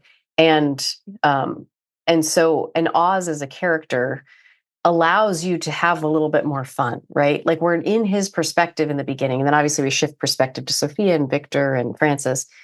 But like the tone to me is important. I love mixing tones. And so I knew it would have a different tone than the Batman film in that way, because the Batman's following Bruce Wayne, Batman, and who's a it's bit of a moodier. bummer. Yeah. He's an emotional guy. I love him. I love him, but yeah. Yeah. And there's this moody, beautiful noir quality to that film. But in Oz's world, that's not the same. Our version of noir, if we hit that, is not the same, because we're following this wild man who's very unpredictable and problematic and darkly funny. And I just wanted to make sure we infused that in our world. And so with that then comes more colorful moments, like when you let an actor play or go a little big. But like that's such a tribute to our incredible cast, because they all found this balance where it always feels so real, even though things are like slightly elevated. And so I tried my best on the page to express that. I would tone our directors and talk to our actors like endlessly. We all wanted to make sure we were getting it right, and I know they were talking about how like within scenes, it's like, they were always a little nervous or worried, like how big do you go, whatever. But then with each other, they would find it, because you've got Oz and Colin's in a prosthetic, and he has this wild accent, that he established with Jessica Drake, his dialect coach, is amazing. And it was all based and rooted in history. But it is like a choice, right, that you made. And then Dee Dee, who plays Frances, who's so amazing, came in and had to match that because his accent is rooted in her, right? She comes first. And making sure we could find that. So then the two of them, and when they're on screen together, they're so electric. I mean, again, they're just such good actors. It's crazy. When that worked, yeah, I'm like, oh, great, and so then you just you play and you toggle, and it's really a credit to our actors, but our costume designer, Helen Wong, is so amazing. And she found, such an organic way to bring to life bigger, like items, like it was all rooted in the emotion and the character. I love that. No matter what happened with last week's presidential election, this episode is always going to air on the Sunday after a like really tense presidential election. So I'm just curious, just from your point of view, how did last week impact the way that you think about the story you told in this finale? Well, I found out when we got our air date, and I did the math. Yeah. I found out we would air that later that week. And I was like, oh man, because I feel like by the finale, you have such a distinct sense of who this type of person is. And it's not like in the 7th episode, you're like, what a hero Oz is. Right. But, it's tricky because part of the reason why I wanted to tell this story, because I asked myself when they first came to me with this, I was like, why would I want to write a problematic middle-aged white guy? Mm-hmm. Like, do we need more stories like that? Really? Like, do we? Right. And then for me, it was like, well, I think, a good story holds up a mirror to its audience and forces you to think about yourself, your own choices, what you accept, what you view as powerful, who you follow, why you love somebody, why you support them, or why you don't. Right. And it felt like instead of shying away from depicting a man like this, then we should go full bore and show you truly who he is. And my hope was not to make him a sympathetic figure. I mean, I wrote him with empathy. I think it's really important you empathize with him because he's a human. He's a person. He's very real, but also he's complicated and vicious and dark. But it's also rooted in love and a desire for love and acceptance and all these very human things. So I just wanted to make him as complicated as possible, but really make sure that you saw him through and through for who he was. And that, as you said earlier, like there are these markers of who he is or prior, so that when he does something like what he does to Victor, it's not shocking in that you can't believe he would do that. You're not, Right. I hope, saying, what? They didn't earn that. That's so out of character. No. It's Right, completely in character. It's- Yeah. But it's devastating Yeah. because you believed in this guy and you thought he wouldn't do that. You convinced yourself he would never do that because he cares for this kid. So I don't know, it in broad terms in that way. And then what's happened with the election. Yeah, it's tough. It's hard to write a dark show during dark times, for sure. And I don't really know what it says yet. I don't know what that mirror looks like for everybody, I guess. Yeah. It really depends on the person. But my hope is just to be able to say, as a storyteller, we put this out here. Think of him as you will. Like, it's up to you now. Like, do you accept him? Do you still believe in him? Do you not? Like, what do you think of this man? And maybe then what do you think of yourself? I have one last question for you, but I want to comment and just say that on the vulnerability or on the empathy front, I found the vulnerability of Oz asking Victor how he looks before going into the council chamber just so affecting. There's something about the way that Colin played that scene and the way that Renzi played that scene that I was just like, he's so raw, but while trying to posture at the same time. Yeah. Last question is, I know you've talked about this a bit, but like we were up until the end, not heavily, but slightly like, are they going to get Batman in here? Mm-hmm. Are they going to get, Commissioner Gordon in here? What level of cameo are we going to do? Are we, watching the finale, I was like, is there ever a version of this where Zoe Kravitz does a voiceover on the letter at the end or something like that? Mm-hmm. So I was just wondering if you could talk about, I know why you didn't, but, certainly not all of our listeners don't, but the thought process behind how much to include and how high to calibrate those crossovers, Well, I think, the idea of bringing Batman into the show, it was truly just like more complicated than I think some people might realize in terms of like what it would do and how it might detract from our characters. Because you have to always, at least for me, you have to ask why, and does it make sense within the story? And of course, big things happen in this show that merit his attention. But also our timeline is fairly truncated. And that was a discussion I had with Matt, early on when I was conceiving of like what the story should be. I need to know what my parameters are. And for him, he's like, it's a big city. And Batman's in year 2. In the film, he's trying to figure it out. And he is just a man and he can't be everywhere at once. And, he doesn't respect Oz. He doesn't think much of him, right, as established in the film. But I know also we're all used to, in a Batman story, we're in the Batman world. He shows up all the time when big important things happen. Yeah. You're just used to Batman swinging in some form and like trying to take down the bad guys. And that doesn't happen in our show. But I think with good reason, because he by the end, and why we put the bat signal in the end is to say we're handing it off. You're going to get a lot of Batman in the Batman 2. He is in Gotham, but this isn't, Gotham City's not his. He's figuring stuff out. So in that regard, I think when it comes to like Gordon or Selina, I there definitely are moments where I could imagine Gordon showing up in our show that would have made sense. And Selina too.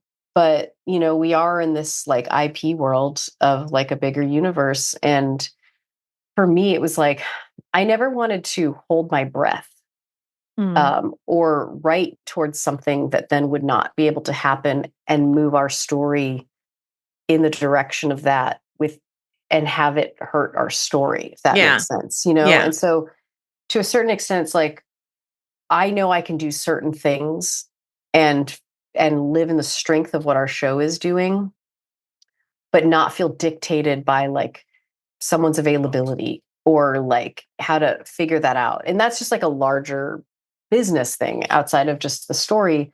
But I do feel strongly that I think our show and our characters stand on their own. And I'm glad that it remained intimate. Like, because you can always say, if Batman showed up, we'd probably always get like, oh, well, but why do you show up for one episode or one moment? Or like, you know, and then it's like the narrative takes on a life of its own. But this was about Oz's world and these characters and their emotional trajectories and their emotional journeys. And if we deviated from that in some way to service some bigger fan base or this idea for ourselves, like myself as a fan, like that would be cool if, but it didn't make sense for our story to follow that, then like, why are we doing it? And that would be such a bummer to let down our own characters and our own story.